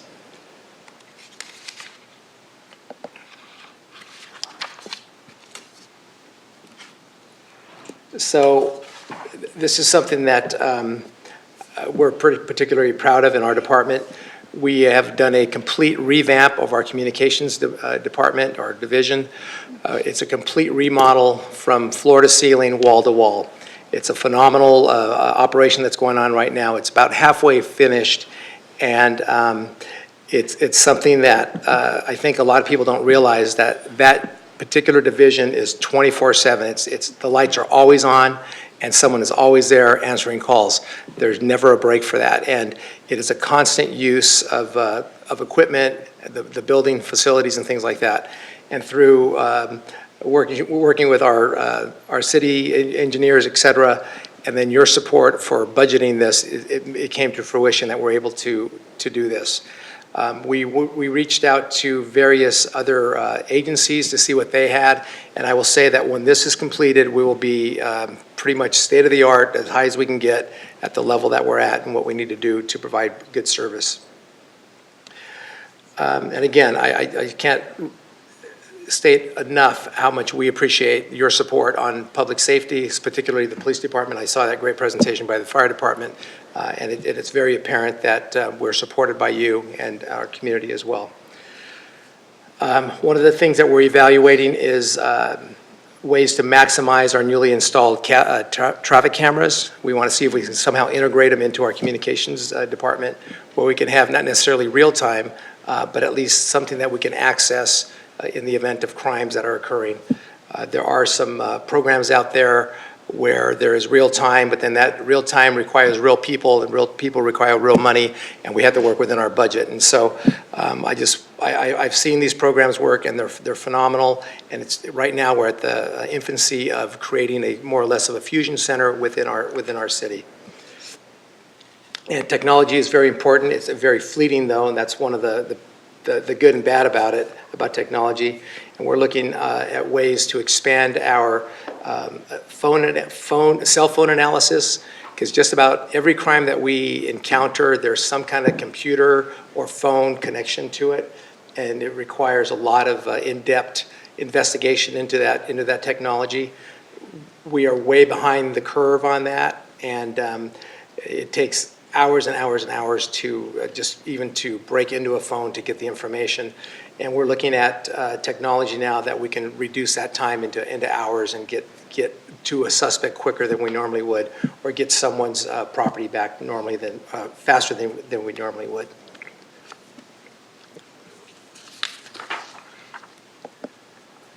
So currently, I'd like to give you a brief staffing update. We are, as you can see, we have 8 officer vacancies, and those vacancies represent calls for service. They represent a service that we can provide for our community. We're doing everything that we can to recruit and retain the people that we do hire. Just as anecdotal, about 1.5% to 2% of people that go in the front door and apply make it all the way through selection process and training. This is not something that's unique to Arizona or to Peoria. It's a nationwide epidemic, if you will, of recruiting qualified personnel to work for us. However, having said that, we have streamlined our hiring process. We're doing a more focus on lateral entries rather than entry level. We're going to have a blend of that, and my goal right now is to have about 80% lateral, 20% open candidates that are going to come in.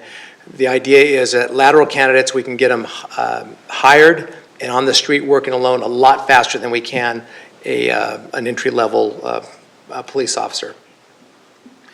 And something that's, I think, kind of unique, especially, well, it might be unique to me, that our department is about 65 to 70% lateral already. People are coming from all over the country to work for us. Since I've been sworn in, I think we've had, 27 people come in from different areas and different types of professions, in other words, police or professional staff. But I think the more we can make our city and our department somewhere where people want to go, it's going to make it a lot easier. And I'm happy to say that some of the laterals we've hired have recruited other laterals. So that's a good thing, and I think that it shows the dedication that our officers have, our officers and personnel. We're down 3 communication specialists, and I think that with the remodel, I think it's going to, number one, it's going to provide a better public service to our community. I think it's going to keep morale at a high level. And just imagine going to the same place every day, doing the same thing within the 4 walls. I think in this new environment, it's going to help us to retain our communication specialists. And I like to say this every chance I get. I believe that our communication specialist is probably the hardest, most difficult training in law enforcement. And anything that we can do to help fortify their position, I'm willing to do. We are looking now to hire, we revamped our victim advocacy, where we are going to take a bigger role in it. We're going to hire a supervisor for that position, and then also a victim advocate that we can provide services to the victims that come into, that we become aware of. We also have applications that we're considering right now, and we're going through a process now of attracting and recruiting a crime analyst, a business systems analyst, a crime assistance coordinator, a crime scene technician, a civilian firearms instructor, and a civilian investigator. The civilian firearms instructor is one that's going to have a dual role of doing the firearms instruction, but also keep us in compliance with state standards that post imposes on us. And that also will reduce our, again, burnout and overtime expenditures.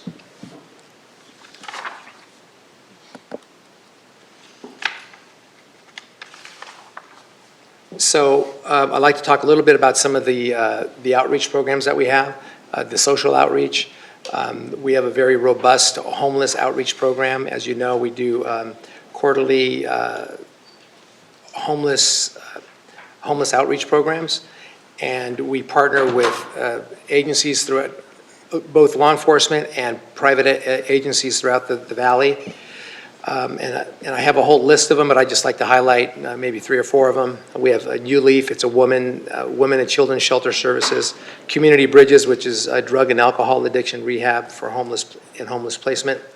The Southwest Behavioral Health, U.S. veterans that come out and help with us with our veterans that are homeless.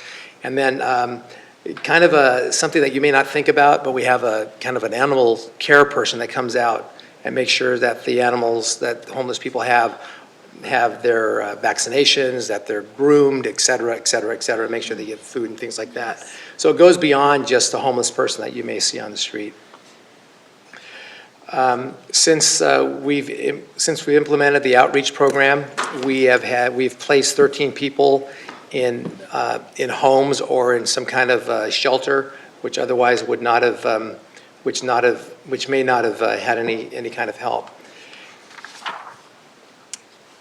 Now, I'd like to talk a little bit about our mental health, what we do for our citizens that are afflicted with some kind of mental health condition. I don't read the memos. Yeah, that's in the small print. I've got that. Yeah. Okay. So we have the mental health services that we provide for the public, but we also have a peer counseling, much like the fire department. We have peer counseling where we can go to and get some kind of help from our own people. And then beyond that, we have some resources available to us outside the department that we can refer our officers and staff to in the event that they may need something. That is it's a great program. One of the things that we just started, and that is mandatory visits to a psychologist after 3 significant events that an officer may respond to. And again, I don't want to get into the details of what we could respond to, but just think of a traumatic, significant event happening over and over again in different areas. Once they have 3, it's mandatory they're going to be seen by a psychologist. If we see any type of issues with an employee, a supervisor can call to our attention, and eventually, if we wanted to, we could order them to go see the psychologist. Because sometimes the order is really what's needed, because as Chief Brewster was mentioning, it's a little bit hard to get help sometimes when you're supposed to be the helper, but it really does work really well.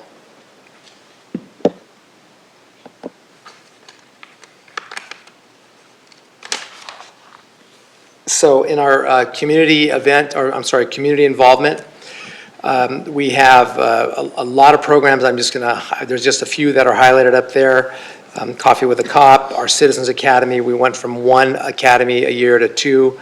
It's very labor intensive, but the value that we place in it and the support that we get from the students that attend that, the community that goes and attends that, you can't put a price on it.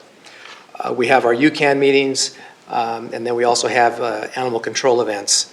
And our animal control, they'll coordinate vaccinations and spay and neuter programs for our community. And again, all these activities are labor intensive, but I think it's very well worth the money that we put into it. And I can see up in that photograph, that lady in the stripes, she's gonna kill me, but that's my wife. She attended the Citizens Academy, and that's Linda right there. So she got to get the inside scoop. And no one knew she was my wife until the very end. So that was pretty good. More community involvement and activities and programs that we do. We do a neighborhood block watch, safety talks. We are involved with Special Olympics. We have a very robust volunteer program. We have 36 volunteers that just this last year, they volunteered over 9,000 hours. And they do a lot of things that you may not even think about that are important to us, because it allows us to continue to do our work when we're doing what we have to do. We also have a Youth Citizens Academy that we put on during the off-season for school. We have a ride-along program, an Explorer program with 22 Explorers. We provide career days. We do motorcycle safety. Those, just to name a few of the things that we do to get involved in our community. So that's kind of a general overview of what we do. And again, I think that police work doesn't actually stop after we handle the radio call. There's a lot of things that go into it, whether it's a community relations issue or whether it's a crime issue that we need to investigate. But our officers, our staff, everyone is very well connected with the people we come in contact with. I think that our staff really enjoys coming to work. I think they enjoy working in our city. And I think the foundation of that is the support we get from our community, the support we get from mayor and council, and the support we get from the city manager. And with that, if you have any questions, I would be more than happy to answer them. Thank you. Vice Mayor? So a couple of comments and a question. I want to reiterate how much this council does support public safety. I know I speak for everyone up here, and I'm very happy that you guys recognize that, because it really does truly come from the heart of this council that we support public safety. One thing that I always have a concern about on the police side of things is recruitment and how we're doing on that. If we have a big wave of retirements that are coming up, so everybody wants to be a firefighter. I mean, she married one, so. But I just imagine that it's got to be a little bit tough in this day and age to recruit, and I'm just wondering how you're doing and what you're seeing coming forward with upcoming retirements. Do we feel very comfortable that we're keeping up with that and that we've got a good cadre of interest and to fill those voids? I will know a little bit more on Saturday. We're going to have a testing on Saturday morning at Peoria High School at 7 a.m. Recruiting is I've done it 3 different times as a full-time job with other departments, and it is one of the most difficult jobs that I think I've had, because when the economy's up, the interest in public service goes down. And all we can do is, again, streamline the process, making us a welcoming department, and then also opening our doors to anyone that wants to come and see what we have to offer. But it's always going to be a difficult thing with injuries. It's going to be a difficult thing with retirees and trying to fill that void. So I'm authorized right now to do some overhires on that, and it's something that I'm looking at. And again, I think it's better to have the overhire, and then if someone does get injured or retires, we'll be able to fill that vacancy right away with a FTE. But just overall, I think as a recruiter, as a main recruiter, I would think as a chief, I can talk a lot about our department and our city and how we operate. But it is difficult, and I don't have an answer for it. I don't think any of the chiefs you can talk to, at least in Arizona, there's no magic bullet for it. I understand. Yeah. Okay. Thank you so much. No, thank you. Councilmember Hunt? Well, I want to reiterate, thank you so much for what you do, and I just feel so good living in the city. I just love it and I love talking about it to my citizens, because it is a safe city, both from fire and police. I just had a couple questions just quick answers, because I don't want to belabor this, but Can you just say a couple things that you did change in the area of the call center that have made it? They work 12-hour shifts, do they not? They work 10-hour shifts. 10-hour shifts? Okay, well, that's better than 12 hours. Is there any talk of shortening their shifts? Because I couldn't frankly see sitting there that long. Any other job here in the city, people do get to get up when they want to and move around, and they are glued. Is that a possibility, or does the 10-hour shift work the best? I believe there'd be a mutiny if I changed it. Oh, okay. Well, if they like it, they're the Yeah, ones that have right. to deal with And it. the communications manager, Brittany Brunei, she's very aware of her staff. Good. And the supervisors, and I frequent that department quite often, and I've never heard anything about any fatigue factor per Okay. se, so. Not even mental fatigue. Again, as far as PTSD, they must hear things and see things that nobody else does. So, and then what kinds of things have you done to make their environment more pleasant? Do you bring in house plants or bagels every day, or? That might cause. Those come to my mind. That's all it takes, right? No, Mayor and Council, can I step in? As the chief mentioned, Andy every day. the biggest improvement that we're going to be making over the past 10 years is the furniture and the new desktops that they're going to get that are electronic, that can move up and down, that make their workspace as comfortable as it can be for the job that they do. We've had nothing but positive feedback for that, and we appreciate council's support on that. But But they if don't you, have those yet? they're getting installed right now. They'll be done by the end of February. Yeah, so you saw a picture of the first phase of that installation. The rest of it will be installed, and it'll be completed by the end of February. That is the biggest thing that we've done. The chief visits them on a daily basis, which is great. He visits his entire department on a daily basis. That's amazing. That helps improve morale also. So that, as well as you've got other staff members throughout the department who would go and visit the call center also, because they do appreciate how much they do and how much they support the officers on the street. Well, it's good just to let them know that we know that they're there, because they can become so invisible. And what is a real-time crime center? Did I miss that some? So I didn't explain it in detail, but a real-time crime center would be something that we can refer to immediately, and hopefully with cameras and with someone staffing the cameras, being able to see what's going on out in the street. So some agencies have it already where they can go in, they'll have an officer there, and if someone calls in a particular call, a suspicious person, they can zoom in on that person, they can direct the officers in, or they can eliminate the call right then and there by saying that that person may be not causing any problems. So it's real time. Okay. Thank you. Thank you, guys. Thank you. Thank you for your leadership, Councilmember Andy. Binsbacher?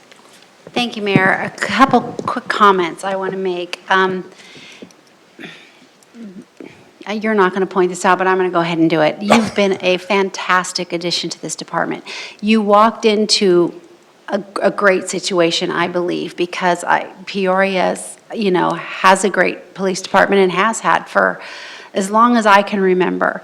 But it feels very different today than it did when you arrived, and that's a result of the communication and the relationships and the trust. You pointed something out that I think is key, and the number of laterals that you've brought over. These are seasoned, experienced officers, sergeants, lieutenants, whatever they are, that are coming from seeking us out. And I think that's because you have created a welcoming environment. And so it's not just about you or what you're talking about, it's about how all of the members feel and what they're representing out there in the industry, and that's what's drawing others in. And that's just a huge testament to your leadership and the good, solid place that the department is in. Thank you. It isn't easy, and we really do appreciate all of you. Thank you. Thank you. And I think we all concur with that, absolutely. We're very pleased. But I wanted to ask a couple questions. And the first one really is about crime prevention. You see things that happen in other cities where gangs come in, or there's a proliferation of certain kinds of crimes. How do we stop that from coming to our city? So one of the things that we do is during a briefing, all crime information is put out. But specifically to gangs, we have an officer assigned to a gang task force that's regional, and it keeps us informed of what's going on, and it keeps us in the loop of information regionally. We don't have an identified gang problem here. There are things that happen that may be gang-related, but there's no proliferation of a gang in Peoria. So that's one thing. The other thing is our officers they know their beats. They know where everything belongs. They know who's supposed to be there and who's not. And they take a lot of pride in knowing their beats. And then the other part is, I think our community outreach, when we go out and we listen to our community, find out what their fears are, what their needs are. We do our best to either alleviate those issues or to address them right head on. So I just think overall it's just our staff and our officers and the staff, they just know what's going on in the city, and I think that plays a huge role in it. That's pretty much the definition of community policing, isn't sure. it? Mm-hmm. Yeah, we're very, very proud of that. So one other thing, I just really appreciate you making sure that your officers are well. You know, I think everybody walks around with PTSD and they just pretend they don't have it. But at some point you have to say, now's the time, you're gonna go get help and I'm gonna force you. And I think sometimes people need that, and I appreciate that you stand up and do it. I want to make sure that they end up at the end of their career just as well or better than they were at the beginning of their career. Thank you. So thank you. Anyone else? All right, thank you very much. Thank you. Appreciate it. Thank you, Andy. Great, thank you, Mayor. That is all we have for our study sessions, unless you'd like another budget session at this point. That should do it for now. Thank you Great. very much. Thank And you. with that, we are adjourned until our 7 p.m. meeting.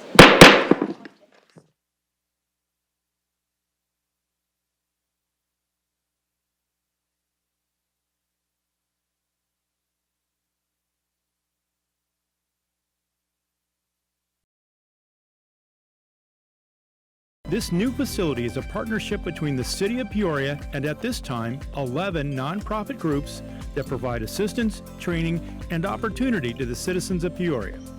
Services provided include financial, healthcare, child development, nutrition, adaptive programs, and more.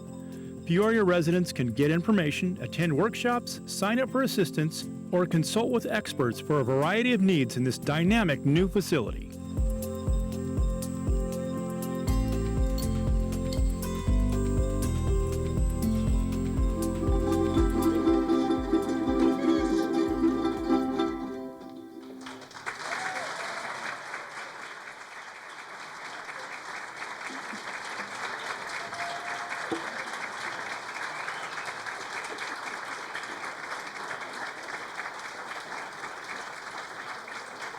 Wow, how awesome was that? Let's give him another round of applause. Great job, great job.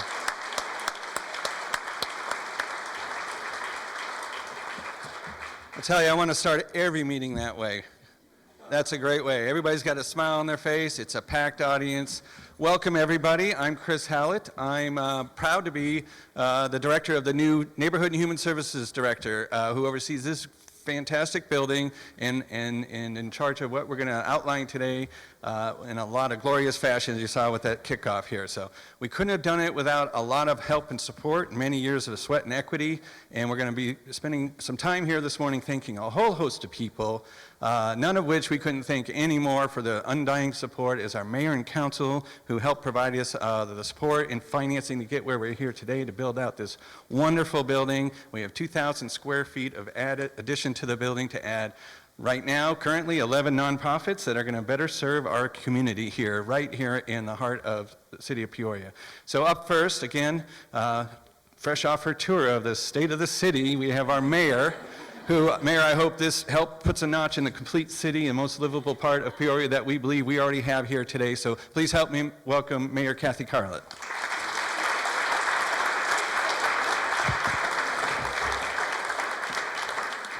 Thank you, Chris. Yes, it certainly does put a notch in the belt that we need for the complete city. So good morning. Gosh, it's so great to see so many people here today.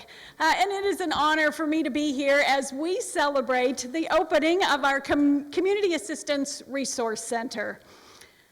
You know, the city of Peoria is really known for offering an exceptional quality of life for our residents. We have diverse housing options, top-rated schools, and some of the very best public services available. Our parks and recreation facilities are nationally ranked and serve hundreds of thousands of people every single day. Our streets and water systems are thoughtfully planned, safe, and reliable. And we rest easy every night knowing that our first responders are committed to serving and protecting our city all day, every day. But even with all that we have, a community is only as strong as its people. The well-being of every person and every family in our community strengthens our whole community. And beginning today, this center will provide the access that we need for the opportunities for health, stability, and self-sufficiency. None of this would have been possible, though, without a courageous leader with a big heart. Councilmember Patena, since you took office, you have been committed to expanding human services to enhance the well-being of our residents. You weren't afraid to dream big, and you weren't afraid to think of new ways to go above and beyond the status quo. You gave this project hope and confidence. And now, because of your efforts, we have more than 11 organizations standing ready to serve and support Peoria residents. On behalf of the entire City Council and the entire city of Peoria, thank you for your compassion and thank you for your leadership.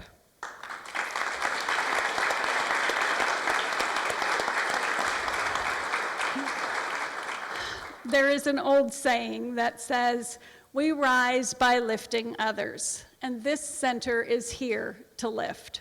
It's here to boost the very core of our community with the resources to assist our residents as they strive to live their very best lives.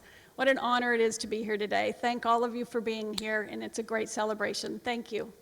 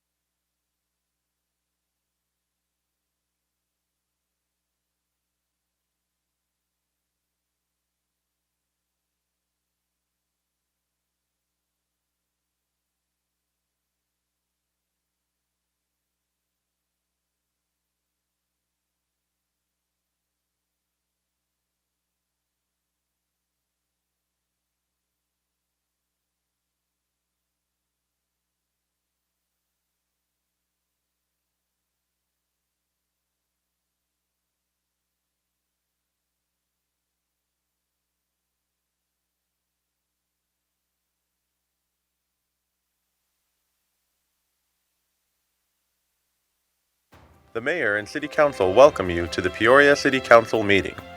As a courtesy to others, please silence all phones. If you would like to address an issue that is on the agenda, or if you would like to speak to the council regarding a non-agenda item, please complete a speaker request form, which can be found in the front lobby of the Peoria City Council chambers or in the tray to the left of the speaker's podium. Please place the completed speaker request form in the second tray to the left of the speaker's podium labeled Request to Speak. All speakers will have 3 minutes to complete their comments. A countdown clock is easily visible on the left side of the wall behind the City Council dais. Only items listed on the agenda may be addressed by the Council.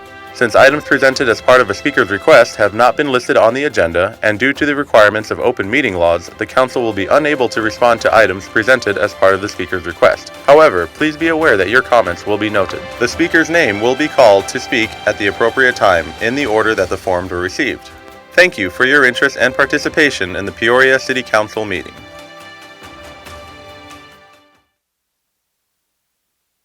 Come to order. Please rise for a moment of quiet reflection and the Pledge of Allegiance led by Councilmember Edwards.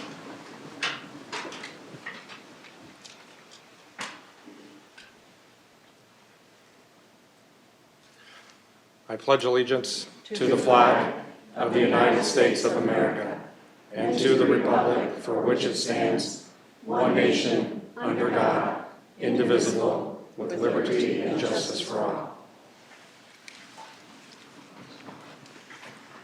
The clerk will please call the roll. Mayor Carlett. Here. Vice Mayor Finn. Here. Councilmember Patina. Here. Councilmember Bitzbacher. Here. Councilmember Edwards. Here. Councilmember Hunt. Here.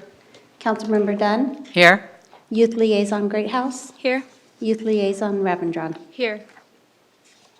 Good evening and welcome to the Peoria City Council meeting of February 4th, 2020. Before we begin our first presentation, I would like to take a moment to recognize some special guests that are here with us tonight. Leadership West has sent some people to the city of Peoria, and we're very happy to have you here. For those of you who don't know, Leadership West is an incredible organization. They promote civic awareness and they foster leaders in the West Valley. Their programs are intense and experiential, and consequently, their alumni group is made up of knowledgeable, connected leaders. So thank you for being here tonight, and thank you for all that you do to inspire leadership and strengthen the fabric of our region. We appreciate it. And now, the first item on our agenda is a presentation. This is a proclamation recognizing February as Teen Dating Violence Awareness and Prevention Month. And I would like to invite Donna Bartos, the founder and CEO of Bloom 365, to join me on the chamber floor. And I see you have with you some fellow bloomers. So bring whoever you would like to bring.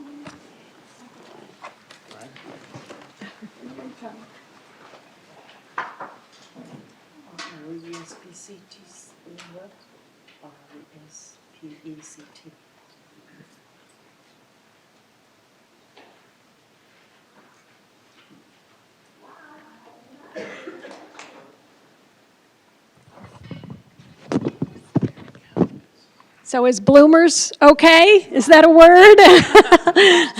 Hashtag bloomers. Okay. I am going to read a proclamation. I don't know if you noticed, but our city hall is orange tonight. Yes, in honor of all that you guys do. So anyone who hasn't seen our city hall lit up in orange, you've got to come down here and see it. Or I'll bet we'll have it on social media tomorrow morning. So this is a City of Peoria proclamation. Whereas 1 in 3 adolescents in the United States is a victim of physical, emotional, or verbal abuse from a dating partner, a figure that far exceeds other types of violence affecting youth. And whereas high school students who witness, experience, or perpetrate physical violence in a dating relationship are more likely to use drugs and alcohol, are at greater risk of suicide, and are much more likely to carry patterns of abuse into future relationships. And whereas nearly half of teens who experience dating violence report that incidents of abuse took place in a school building or on school grounds. And whereas by providing young people with education about red flags, red flags and root causes of violence and building skills for healthy relationships, and by changing attitudes that support violence, we recognize that teen dating violence can be prevented. And whereas it is essential to raise community awareness and to provide training for teachers, parents, caregivers, youth service providers, and trusted adults so that they may recognize when youth are exhibiting signs of dating violence and serve as allies for prevention. And whereas the establishment of Teen Dating Violence Awareness Month will benefit young people, their families, schools, and communities by spreading awareness that everyone has the right to a safe and healthy relationship and to be free of abuse. Now, therefore, I, Kathy Carlett, Mayor of the City of Peoria, Arizona, do hereby proclaim February as Teen Dating Violence Awareness and Prevention Month.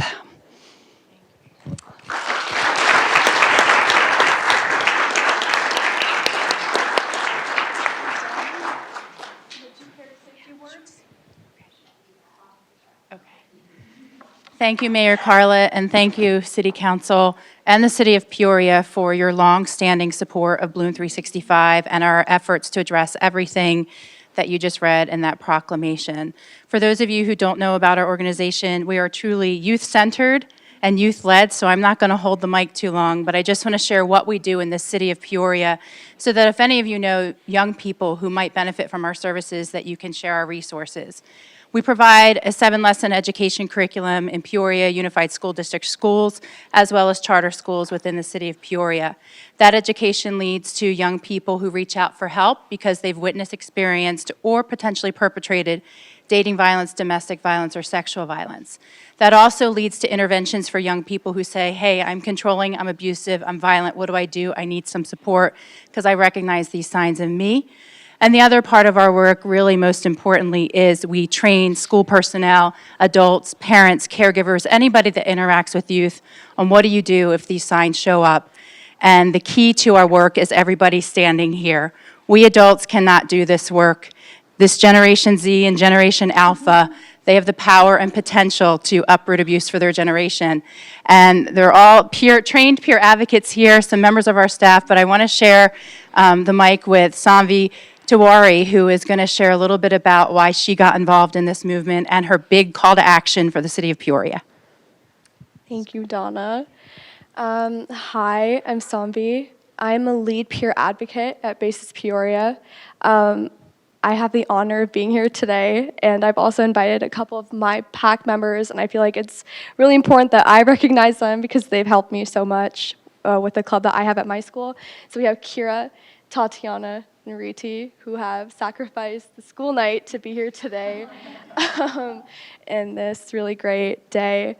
I got involved with Bloom because I've noticed signs within my high school and within my communities, and I wanted to help because before joining Bloom, I had no idea how to even recognize the signs and symptoms of teen dating violence.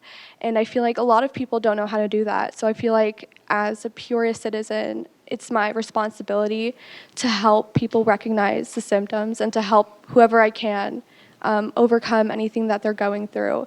And so at my school, I have a PAC where I help educate teens at my school to go out and help their communities and help whoever they need help, who they see needing help, get the resources that they need and direct them to Bloom. I think this work is really important in our communities, and I'm really passionate about it. And that's why I encourage everyone to go orange on Friday, because Friday is the first Friday, and so that kickstarts February as Teen Dating Violence Awareness Month. And a statistic that we like to throw out here is that it only takes 10% of a population to create change. So if 10% of people are seen wearing orange, then that's enough to spark curiosity within anybody else who sees them. And that's enough to create change and to raise awareness for people to recognize, hey, why are you wearing orange? Great question. I'm wearing orange so that I can help spread awareness for Teen Dating Violence Awareness Month. And so that's why it's really great to wear orange on Friday, February 7th. And I encourage everyone to do so. And thank you so much, Mayor, for proclaiming February as Teen Dating Violence Awareness Month. And thank you, Donna.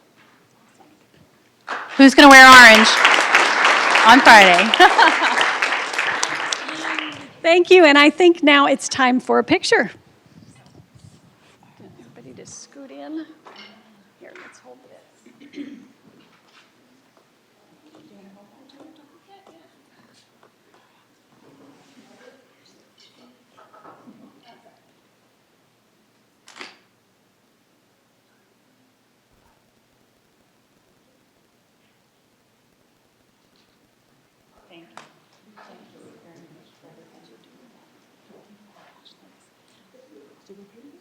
Yes, it's for you. Yes, absolutely. Thanks, you guys. Thank you. Thank you. I definitely want to respect you.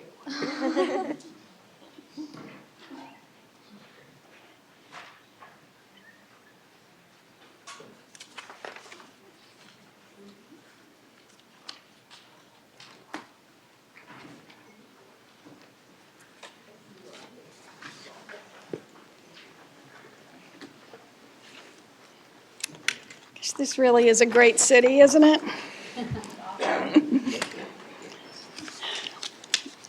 All right, the next item on our agenda is the consent agenda. These are items listed on the agenda with a C, and they are considered routine by the City Council or have been previously addressed by the Council. They will be passed by one motion unless a member of the City Council requests that an item be removed from the agenda. Are there any items to be removed? Seeing none, Council, do I have a motion? So moved. Second? A motion and a second. Please vote.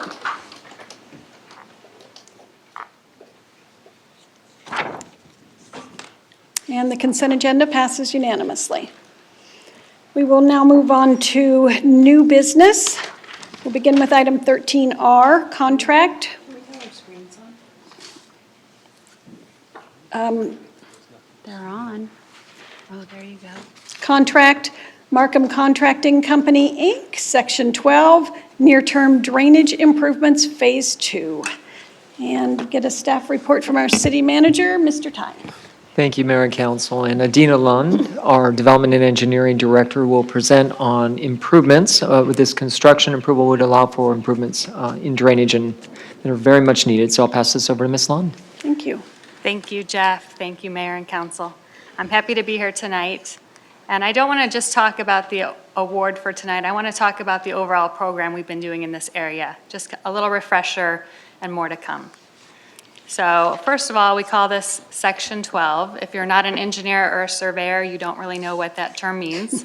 So for all the normal people, non-nerdy people in the room, the area is bounded by Hatfield Road to the north, which is by CCV, Pinnacle Peak Road to the south, 67th Avenue to the east, and New River to the west.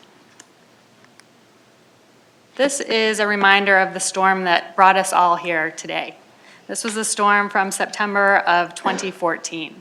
And it was not the first storm we'd had, but this is repetitive damage we'd been hearing about from neighbors where walls were coming down and roads were being flooded and structures were being flooded. So we felt a call to action that was brought from the citizens to you as mayor and council, and then to us as the engineering department to try to find a solution. So the first part of the solution, you can see on the top it says completed. This is big news for us. The first phase, we came to you in the spring to award a contract. And those first phase improvements that we call for the near term or the local improvements included roadway improvements of new curb and gutter, intersection regrading, drainage swales, a new basin that we graded at 70th and Pinnacle Peak, and a new storm drain in Pinnacle Peak to the river. And these improvements that we did had some hiccups along the way. And by hiccups, I mean the weather. So we had a very dry summer and a dry fall, but then at the beginning of November, we had storm after storm that really impacted the completion. So we just recently completed everything, and the final walkthrough is on the 13th of February. And I'm very happy. So with the first phase, we've helped a lot of homes, and we feel confident that in the smaller storm events, we have made an impactful improvements to this neighborhood.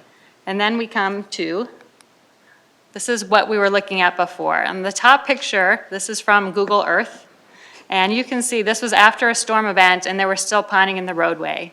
The way the roads were configured, the water would be trapped in between two high points and could not exit the neighborhood, which is why the water would build up and flood homes. And then at the bottom picture, you can see some of the curbing and roadway regrading that we did. And we had to change a lot of driveways in the neighborhood so that the water wasn't going down to the garage or the front door. This next picture, once again, from Google, you can see where water used to come through. There's a fence that's down, and there's a small curb opening. And we've opened up that area, and we've really put a defined channel in the area, and we put some drains across the roadway so that water is directed where it needs to go, to the facilities that we have and not into the homes in the neighborhood. With that, we're moving on to phase 2. That's what we're asking for approval for tonight. And that is to install a new basin, the red basin, at 67th and Hatfield. So that basin is on a 2-acre parcel, and it's going to be a 4-foot deep basin. And it's gonna have steep side slopes, and we're really trying to maximize that area of that basin. That basin is going to end up with DG, decomposed granite, and a fence around it. And that's just for the safety because of how deep it's going to be. The other basin, the green basin at 70th and Pinnacle Peak, that basin we excavated with the first phase, but we're coming back in to do the landscaping. Because of its location in the neighborhood, we really want to make it a nice asset for them. So it's going to have a concrete path around it, and it's going to have some desert landscaping. It is only 3 feet deep, so it'll be a much shorter fence, and that is mainly to keep off-road vehicles from going through the basin. We tend to have that in some areas of the city, and we don't want to encourage that. And I want to remind everybody that these improvements are really for the smaller storm events. But it does work with our regional program that we're going to be moving towards. So that project, we're in the scoping phase right now. And we are working with the Flood Control District of Maricopa County, who will be participating financially and to evaluate the design. We're also working with the city of Phoenix, where the water comes from. It crosses 67th into our boundaries. So we're working towards a solution together.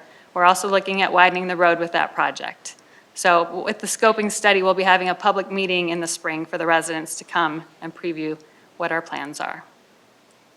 And those improvements, because of the size of the project, the construction will not be complete until fiscal year '23.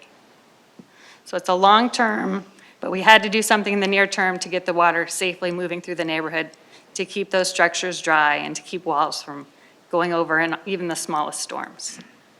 So what we're here for tonight is the award of the Phase 2 improvements. Maybe. I'm asking you to approve a contract with Markham Contracting for a guaranteed maximum price not to exceed $1.269936. Do you have any questions? Thank you. Council, do you have any questions for Ms. Lund? Councilmember Binsbacher? I have a couple of comments. So this community was in the Mesquite District up until the redistricting, and now it's in Councilmember Edwards' district, in the Willow District. But this has been going on for a long time for this community, and the last 5 years, I know I have heard from this community every time it rains. In fact, every time it rains, I think to myself, oh gosh, this is great, rain in Arizona, for a second. And then I think about these people and what's happening in this community. And there are a lot of factors that go into, what has, the root of the problem and the solution. But I cannot stress enough how Peoria has really stepped up and taken the lead in finding solutions for these citizens. And they have, reached out to us repeatedly, and we have responded. And again, when it rains, this seems like, this is a lot of money, and it's a big commitment. Every time it rains, it seems like, we have demands on PD out there, and we have demands on your department and Public Works out there pumping water. And I've seen pictures with, horses belly deep as a result of what appears to the rest of us as a nice rain.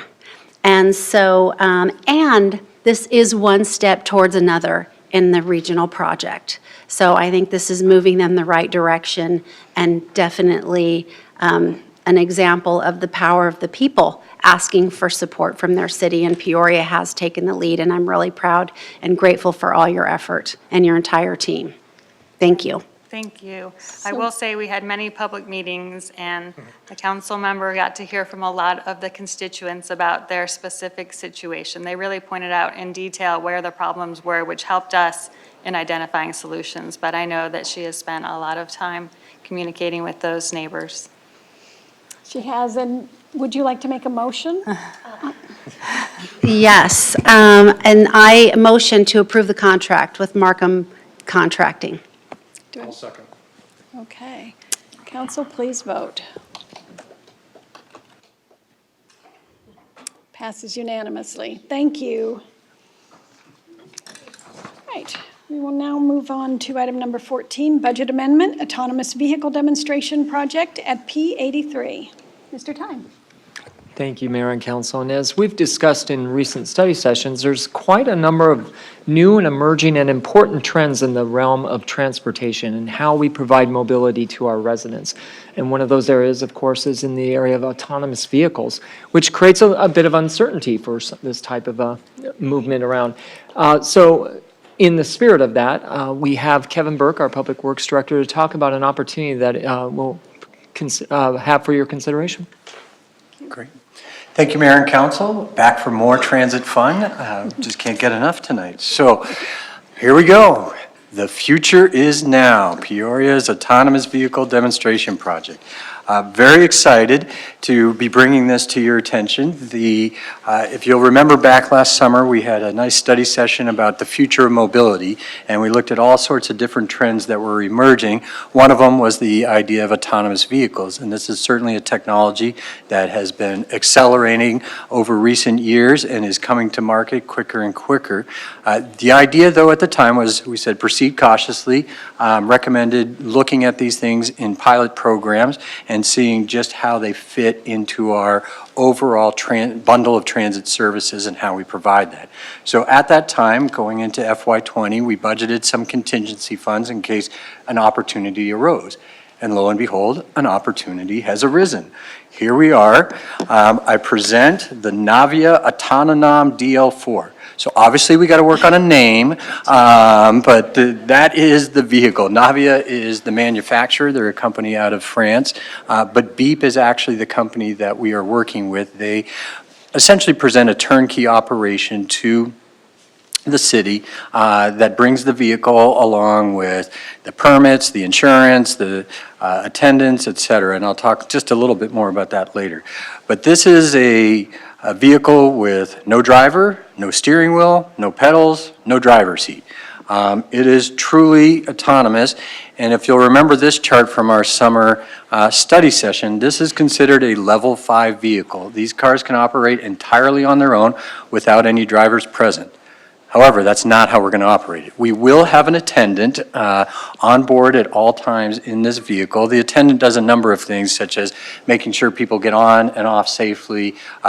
They can explain the technology. They can answer questions about the vehicle, things of that nature. But then they also can serve as the eyes and ears in case there is something that requires assistance and has that ability. Now, you will notice that time frame, 2025 to 2035, we're obviously a bit ahead ahead of that.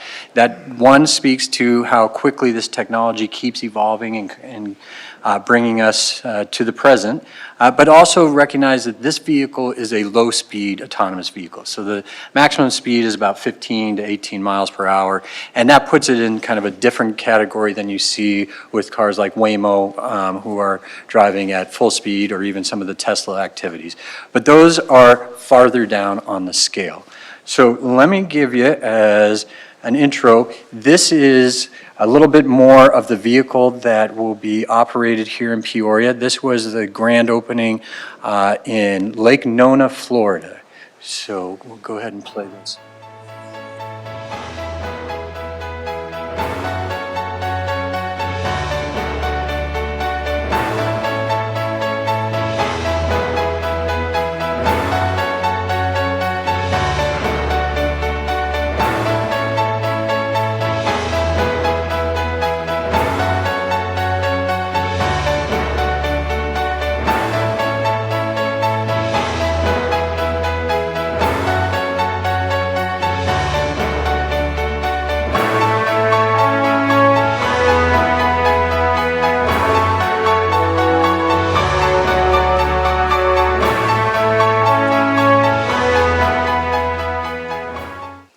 So just a quick kind of a better understanding of what the vehicle looks like and how it looks. Let me talk a little bit more about the project, and this won't take very long.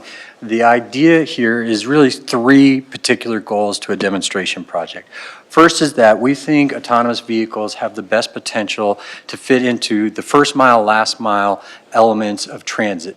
And by that we mean first mile is typically those areas where people live often in very sparsely populated areas, and looking for ways that we can gather them to a central gathering point. We had this conversation earlier, so that it's more efficient to pick them up and get them through in other transit modes. Last mile is the idea of once you reach your destination, working around that destination as efficiently as possible. P83 represents a perfect opportunity where we have multiple modes of reaching P83, but once in it, getting that circulation, getting that movement within that last mile is an opportunity where I believe an autonomous vehicle can really excel. So that's one, is this viable? Two is understanding riders' perceptions of autonomous vehicle technology. We know that there is hesitation and caution with some of the autonomous vehicle technology. People nervous of how safe it will be, how realistic can it really perform the functions of driving. But we also know that when they have the opportunity to see it, touch it, interact, and experience it, they rapidly become quick adopters of the technology and are very anxious to see it implemented. So will that same trend hold true with Peoria residents and Peoria visitors? That's another goal to understand from this pilot project. And then the third element is certainly to further our brand of Peoria as an innovator.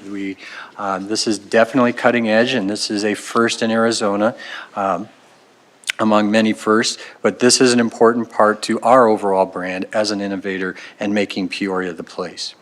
So there's a lot of activity on this slide. I'm not going to go through every bullet here, but I do want to just point out that this vehicle model has been deployed in over 40 situations across 20 different countries, and it has a perfect safety record. That's important by saying this is a proven, reliable vehicle that has been proven itself very safe, and I think that's always important as we look at putting this into the public sphere. Furthering that, it's an award winner on the self-driving, the World Challenges in Dubai. It won the Best Endurance, Best Consumer Experience. It does have the ADA ability, so there is a ramp that can be added, or fastened, what's a good word? Deployed, there we go. There's a ramp that can be deployed on the vehicle that allows the wheelchair to enter and be fastened and experience this opportunity as well. But I think the claim that's of most interest is Arizona's first autonomous shuttle rideshare on public streets. So what do we mean by that? Obviously, we're in a state that is very much leading the industry on autonomous vehicle technology. And so companies like Waymo, are certainly out there on public streets. But what's different about this versus what Waymo's doing is that this is open to every member of the public. There's no pre-screening, there's no signing up on the website. You literally just show up at the bus stop and get on the bus. It is open. It's also not dedicated to just one set of riders. It is, as you can see, a bus. It's the definition of ride share. You get on it with whoever else is at the stop at the same time and ride it. And lastly, it's on the public streets. There's been one other demonstration in the state of Arizona of a low-speed autonomous vehicle, but it was in a closed community college campus. And so this is actually on the street, on a 25-mile-per-hour street, and it blending in with the other traffic. So again, this is meeting all the criteria of defining, is this a viable alternative to fit into our overall transit system? So where are we doing it? Again, I mentioned it's in P83 from Huntington to Hampton along Arrowhead Fountain Center Drive. There's about 4 to 5 stops on that. It takes about 12 hours to charge, and it'll run somewhere in the neighborhood of about 6 to 8 hours. That can depend on temperatures when it gets real hot and the AC's running, because it is 100% electric. This is a clean vehicle in that sense. The program is set up to run from noon to 6, 7 days a week, so there'll be some real predictability. It's also established to center around the spring training activities that will be kicking off later this month as well. Now, I know one of the questions that I asked when going through this was, well, wait a minute, I want to get over to the stadium. There was kind of 2 elements of why we didn't go to the stadium. One was the aspect of crossing 83rd and using a traffic signal.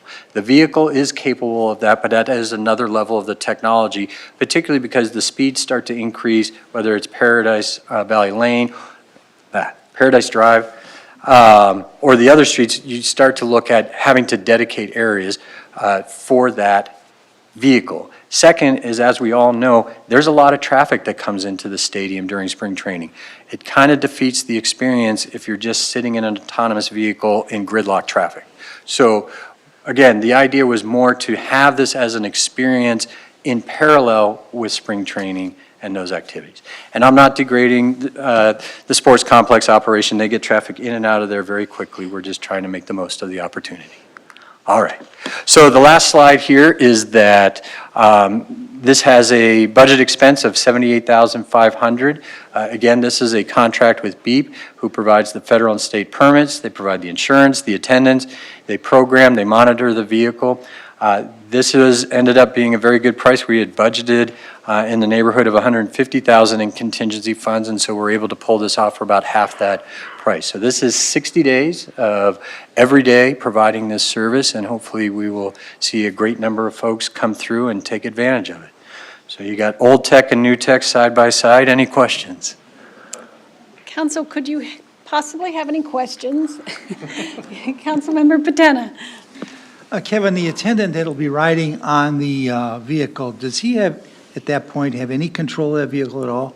So there's 2 ways. So first of all, the attendant receives 40 hours of training. So it's not just taking someone off the street and throwing them on the bus. They do have training. In the event that the vehicle encounters something that it doesn't know what to do with and it comes to a stop, there is a manual override. And it is, interestingly enough, they describe it as a joystick.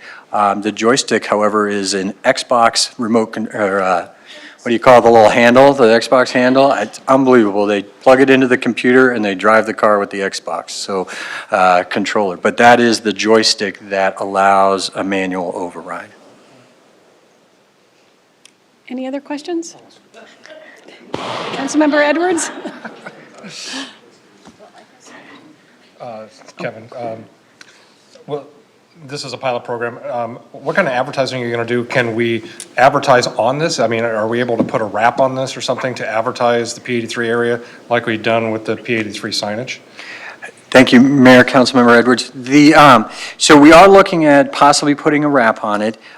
We did not make the wrap something that could be advertised. However, there are some opportunities inside the vehicle. We've actually partnered with the Chamber of Commerce, who would look at, we have there's about 6 locations that you could put like the brochure holders. And so there was opportunities to place something in there that could, do advertising of businesses in P83, such as, hey, after your ride, come by for 2 for 1 on XYZ. And so we're working with the chamber on a proposal of just how to monetize that portion of the. Well, I noticed one of your screens it looked like video screen. It does. In it, and that's why I was saying, can we advertise in that way, like about the spring training teams coming in, and maybe some of the restaurants, some of the advertisements for them? Yes, unfortunately, to keep the budget low, I did not include the screens in the lease price. So we have the screens on the outside, but when you look in this version, you see where it says Navia in blue up on the screen. Those are actually directional signs that instruct people outside the vehicle, such as this vehicle is about to stop. Please finish crossing in front of the vehicle, things of that nature, so that those things that typically a driver communicates with a pedestrian by looking at them, this is communicating with the sign. But you're right, on the video on the inside, there was a video screen that would do advertising, things of that nature. That was another few $1,000s to add that to the pilot, so I passed for the first go-around. And then the last question I have, as far as the metrics, how are you going to measure and do your goals as far as the number of riders getting on and off? So we'll certainly, with the attendant, be taking account of how many people are on there. The other thing we are looking at, particularly for the second goal, is survey questions and getting folks that either are on it or are waiting to take the ride to answer survey questions. If you'll remember back to our summer session, we had a professor from ASU. I'm in contact with the ASU School on Transportation. They've got some survey questions that would be consistent and comparable across other studies and other surveys that they're going to give us, so that we can have that data benchmarked and relevant to what we're seeing. Thank you. Councilmember Hunt? I might have missed it, but when will this be delivered and when will it start? Will it be this season for baseball? It will be this season, so we Wow. are scheduled, we're scheduled to start service on February 22nd. We looked that we would do a kind of ribbon cutting launch on that Thursday before, so February 20th. Where we get to ride it like we did Pogo? You would absolutely, Perfect. yes. We will have the dignitary ride right after the activity and the media thereafter. So lots of opportunities, I think, to promote the innovation that's going on in Peoria. I love this. I'm not sure I'm ready to get in a Waymo or something and go down the freeway, but this is just my speed. Horse and buggy to this. There you go. There you go. Councilmember Dunn? Yes. There's my speaker on. I wanted to find out, as far as sensors and pedestrian traffic, how does I know it has a perfect safety record, but how does it sense the pedestrians around it if there's a lot of foot traffic? So I'm not going to do this justice, but essentially there are different sensors in the front. Well, it's all over the vehicles. In fact, that was one of the issues with wrapping it, is you got to be very careful not to interfere with the sensors that are around this vehicle. But there is sensors that are identifying, recognizing, categorizing, and reacting to what they're seeing around the vehicle. So whether it's a pedestrian, whether it's a sign, whether it's a pothole, the sensors are all such that they are monitoring those and instantly making those decisions. This is not done by a remote place. The vehicle is making the decision.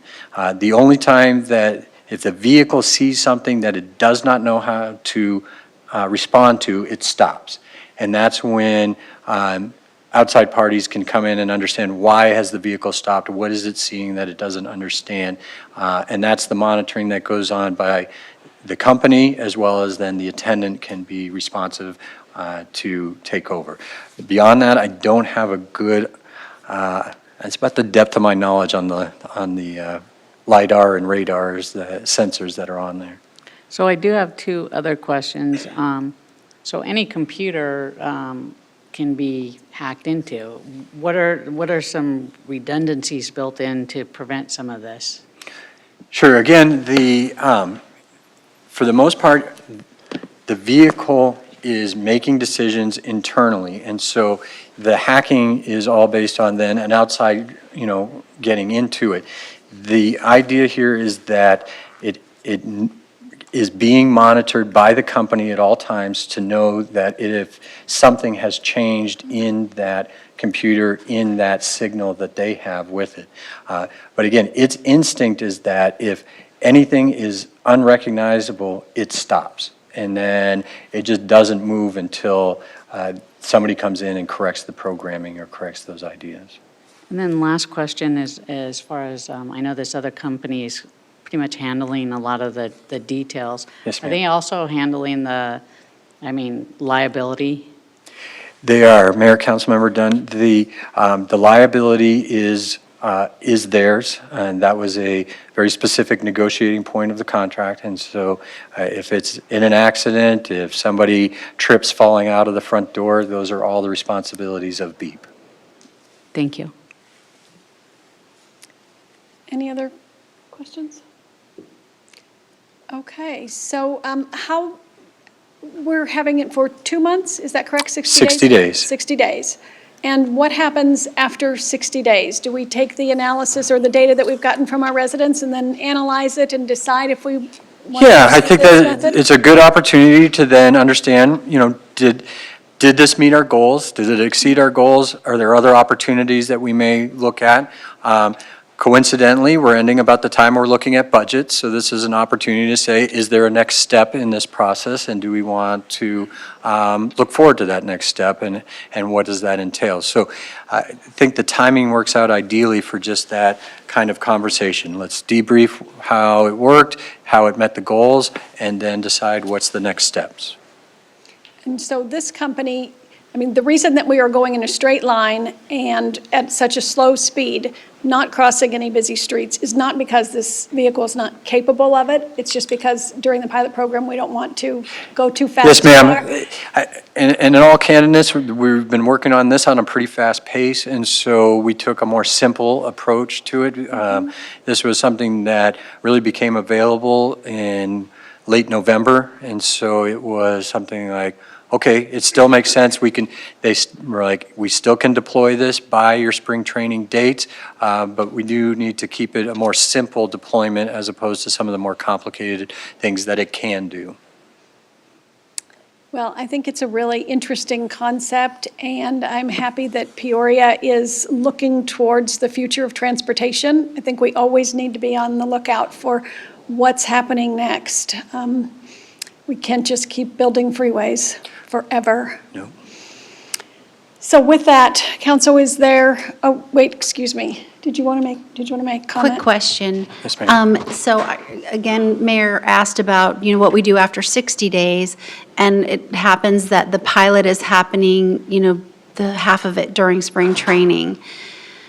Do you, if spring training wasn't happening, do you see the route changing so that it does cross 83rd Avenue and maybe bring in the Paradise Lane businesses, sports complex activities, and kind of going back and forth and making a circle that way? Graduating to that? Absolutely could graduate. We would need to come back and renegotiate about those terms, obviously. But it's not so much the spring training as it was, well, that was in part, but part of it was just, again, the fast timeline. If we looked at extending this and maybe servicing, again, Paradise Lane all the way to 75th, we need to look at that again. How does a slow-moving vehicle interact with that traffic? Does it make sense to stripe a wider bike lane or separate lane on the side? Does it make sense to look at a separate path for this travel because of those variations in speed on some of those roads? Well, that's a 4-lane road in particular. So yes, I think there are great opportunities to see just how this works, where it can be appropriate. I think Old Town is a great candidate, particularly as we look at events. In fact, I was just talking with Director Chris Hallett about some of the neighborhood services events and how we use POGO to go from the parking garage to Osuna Park. That may be supplanted one day with something like this that's picking people up from the parking garage, taking them to that might be another deployment that makes a lot of sense. Again, kind of that first mile, last mile gathering element.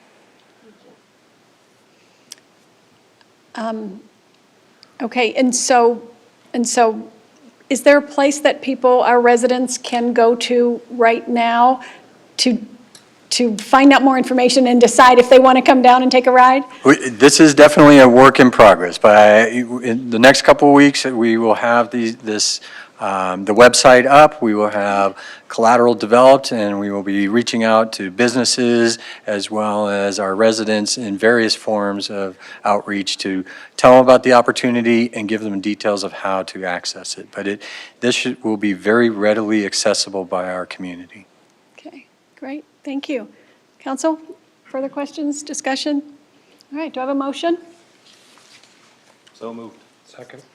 A motion and a second. Council, please vote.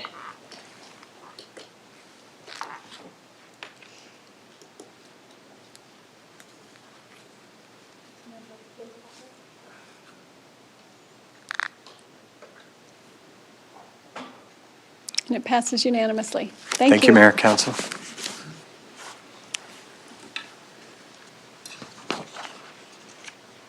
All right, next item on our agenda is 15R, Memorandum of Understanding, Vintage Partners LLC, Project Stagecoach. Mr. Tyne. Great, thank you, Mayor and Council. And just for clarification, Project Stagecoach refers to the city's Old Town area, which we have seen through the investments that the City Council has done over the number of years. We've seen it become more of a vibrant destination while also maintaining its historic heritage. What we have here now is a unique opportunity to take that to the next level, and we have Deputy City Manager Katie Gregory to talk about a potential non-binding memorandum of understanding. So I'll pass it to Ms. Gregory. Thank you, Jeff. Mayor, members of the council, it's a little strange coming up after autonomous vehicles and going back to our Old Town and Project Stagecoach, but I'll spend just a few minutes just talking about the memorandum of understanding that's before you this evening. I am very excited. We are very excited. Staff is extremely excited to bring forward what we hope is not the first step of what we'd call our highly anticipated Old Town revitalization plan. The intent of our MOU this evening is to provide an outline for some of the certain terms and conditions by which the city and our partner, Vintage Partners, have found some preliminary agreement on. So we bring forward an MOU, we have some preliminary agreement. As Mr. Tyne referenced, this is not a binding agreement, but it gives us the chance to explore what those opportunities might be for us with moving forward with an agreement and a redevelopment program for Old Town. Let me just move that along there. The MOU contemplates a public-private partnership, and that's for the revitalization, the revitalization of Old Town. And why would we want to do this? Why would we want to have a public-private partnership? Well, number one, we've completed our work on Old Town in terms of our Old Town development concept, and we shared that with you about a year ago. And while we were doing that, we were at the same time saying, okay, what's going to be next? How are we going to make this come to life?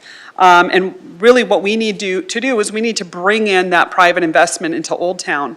Just like we would any other of our major areas in the city, we need to bring that private investment in. But this was very unique in the sense that we needed private investment that understood our vision and what it is that we want for Old Town.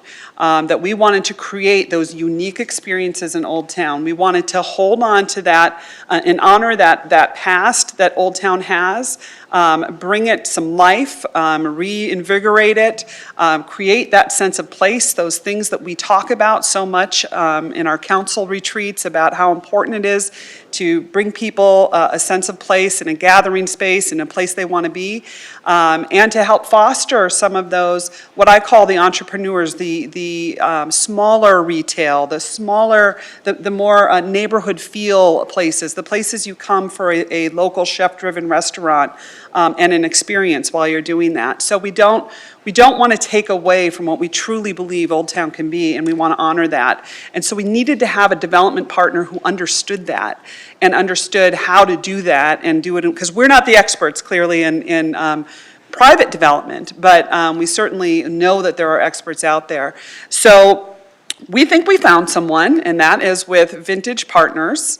They are a commercial and real estate development and investment company.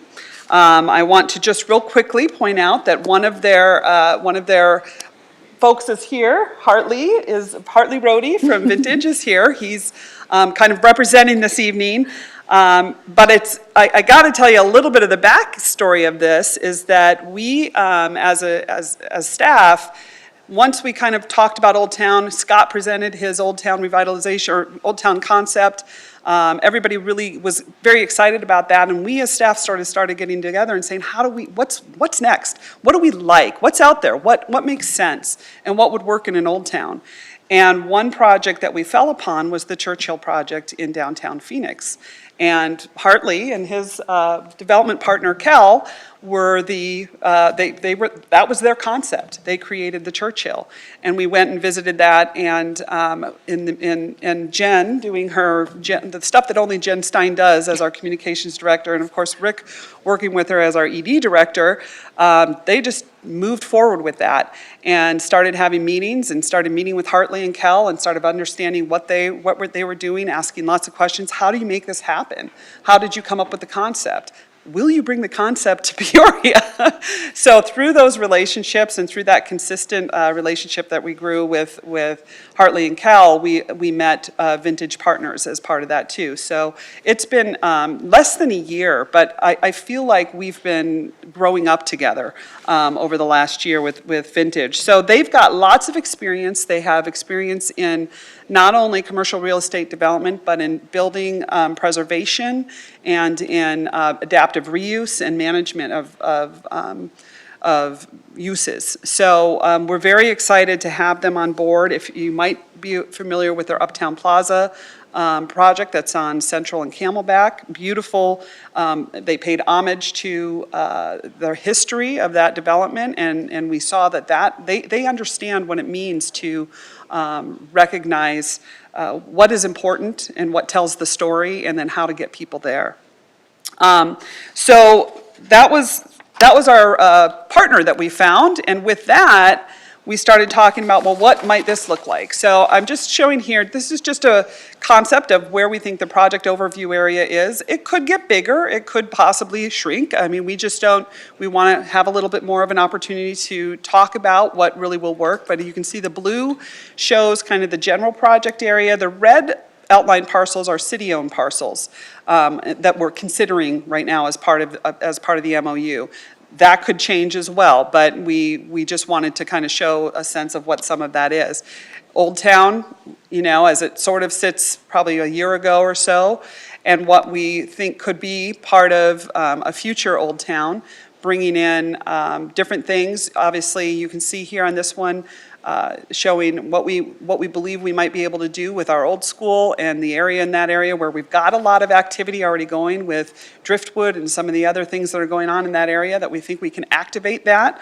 So with that, some preliminary deal agreements that we've identified in the MOU include things like we feel that it's probably for a full development of the Old Town is going to be at least probably a 10-year term, and we need to do what we haven't done in the past, which is a true master plan and master development sort of program with Old Town, bringing in those who understand it and can help us with a master plan and master plan that whole area. So we're not doing small onesie-twosies, we're doing a larger master plan. We also have talked about some phasing. Phasing would be first to get that master plan complete, work on probably the old school buildings first as an opportunity, and then do some public improvements along with that.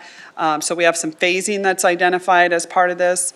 Some off-ramps, of course, in doing that. We all recognize this is a partnership, and we all have to be sure that we're getting what we need, and we both feel that we have opportunities if it's not working, that we have a way to have off-ramps for that, but also we have the ability to mutually agree on extensions going forward if we need to. So some of those deal points are in there. Infrastructure, clearly, Old Town, we will need to do some assessments of the infrastructure in Old Town and likely have some public improvements related to the parks, the streets, the signage, the parking, those types of things, while they're bringing the private investment, which will be hopefully the restaurants, the retail, the office, those types of things. So one of the key terms that we're kind of working through right now is with our city-controlled land and with the old school buildings as kind of our primary areas where we have the ability to work with them. We're looking at doing a lease reduction for them for the old school because they're going to be putting investment in those buildings, all those buildings to revitalize, repurpose, restore them and pay homage to all of the things that are there today and the stories and the history behind that, as well as potentially look at purchasing parcels in the future and future phases, and as they bring value into the old town, to be able to not have to pay twice for that value and maintain the 2019 appraised values for some of those properties. So those are some concepts we're working on. We're also working on, obviously, the non-financial incentives that we typically include, which are, fast tracking and some of those other things. And as just a point to this, we always do, and we will do with this one, an economic impact analysis, which is a requirement for us to do to ensure that we're working through this, we understand all of the players, all of the benefits and the return on investments and things and how those are working. So again, this is an MOU that is really just an opportunity for us to say publicly, hey, we've found someone that we would like to work with and explore the opportunity to do a bigger development agreement with and a redevelopment project with. So we have an opportunity to do that here. Some of the things that would come here is that if council approves this evening, then the next step would be that we would be looking to start some of those infrastructure analysis, master planning, engineering, financial reports, feasibility reports, those types of things. And then we'd want to come back to council when we have the master plan and when we have the terms of the development agreement, which will be informed by that master plan. We'd come back to council with a development agreement. So that's what I have this evening. It's very exciting. Council, any questions or comments? Councilmember Hunt? Well, I'm very, very excited about this. You know that we've, some staff and I have had adventures going to some of these places that they've already restored, the Churchill, for example, and Uptown Plaza. And if you haven't been to those, they're just amazing and delightful. I look upon what we're doing tonight as putting the engagement ring on. This will be a period of engagement. It's not the marriage at this point. This is a period of time, like with an engagement, where you really get to know each other better. You make promises. You talk about your future and your vision for the future. And I met with Walter Crutchfield yesterday, who is the CEO and all of Vintage, and I think what I came away with, several things, is his honesty, his sincerity. He's appears to be a great human being.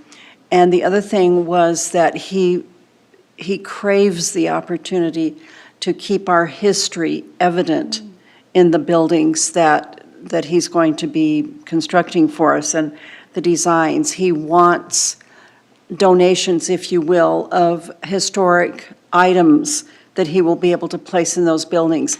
He's not coming in with brass and glass and all big shiny buildings. And I've seen what he's done and what. Thank you for coming tonight, Hartley, and representing them.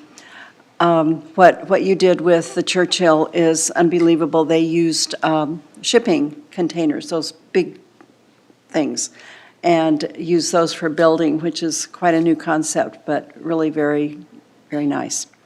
So I have absolutely no qualms about this. As I said, it's an engagement period. I don't foresee backing out or taking an off-ramp, as you said. I just am excited about going forward with this. And I just, I'm always pushing. Those that have known me for an extremely long time know that I can't get this done soon enough, and it's been 16 years that I've been saying that and working at it. So I feel very confident and very comfortable that this is going to take place in my lifetime, which I haven't always thought was going to happen. So thank you. And again, staff, you guys are amazing. You have understood what Old Town needed, and you have put your effort into it. And I really want to thank my council counterparts as well, because you have seen the importance of the heart of our city and of respecting it and enriching it and turning it into something to be proud of. So, yeah, I'm just over the moon with this, and when the time comes, I'll be happy to make the motion. Okay. Council, any further comments? I just have one comment, and that is that, you know, we spend a lot of time talking about growth in our city. We have a lot of growth in our city. And we work really hard to keep up with all of that growth and to balance it with all of the other things that we need to do. But we can never forget where our city started. That 1 square mile in what we now call Old Town started everything for us. And as soon as we forget where we came from, we really don't end up with much of a destination anymore. And so this is critical for us to take care and time and to make sure that what we do in our Old Town reflects who we were and who we are and who we have become as residents of the city of Peoria. So I am really thrilled to welcome you as a partner. I can only assume that we're going to have a motion and a second on this, just a guess. You got it. But so in advance, I will welcome you and thank you in advance for how much you care about our history. It's an honor to be here and to have the opportunity to be spending time with you and to be working towards embracing your history, embracing your culture, and doing something most fun for you. Thank you. Do I have a motion? Well, yes, I am happy to move that we accept this memorandum of understanding, slipping the ring on the finger, and moving forward with an exploration stage here. I like metaphors, okay. Second. Thank you. We have a motion and a second. Council, please vote. And it passes unanimously. Thank you. All right, we will now move on to call to the public for non-agenda items. If you wish to address the city council, please complete a speaker request form and place it in the bin next to the speaker's podium. I have received no requests to speak, so we will move on to reports from the city manager. Mr. Tyne. Thank you, Mayor and Council. And before I go into our first item, the special events video, I wanted to take a moment to make the public aware of what this city council knows, is that we are losing our intergovernmental affairs coordinator, Jenna Carico. Jenna is leaving the city. Her last day will be on Friday, February 7th, to accept a position in Goodyear as their government relations manager. This is a big step for Jenna, which of course we know in her career is just one step. It will be easy for her to take on. It is, though, Peoria's loss. Jenna has been instrumental in helping establish and firm up the relationship we have with our Arizona State Legislature. She, in fact, made Peoria's Neighborhood Day at the legislature was the event that she really helped to coordinate, as well as many other activities that she's helped work with all of us. So we all will miss Jenna very much and wish her all the best in the future.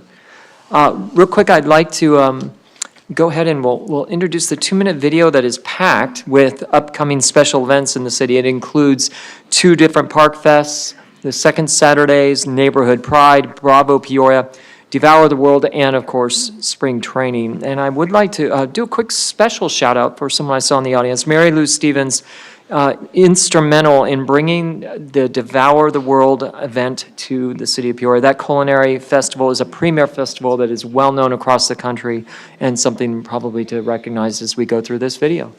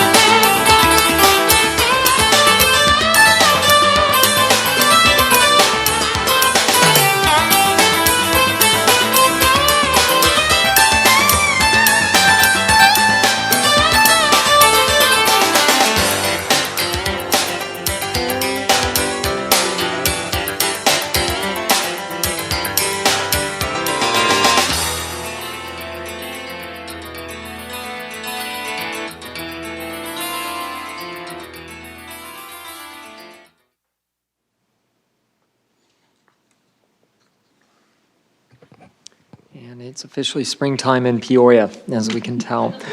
Lastly, I'd like also to echo the mayor's comments in welcoming Leadership West, who's in attendance here tonight. Just to bring out what the mayor had mentioned, this is a great program that is focused on regional awareness, leadership, relationships, and skills.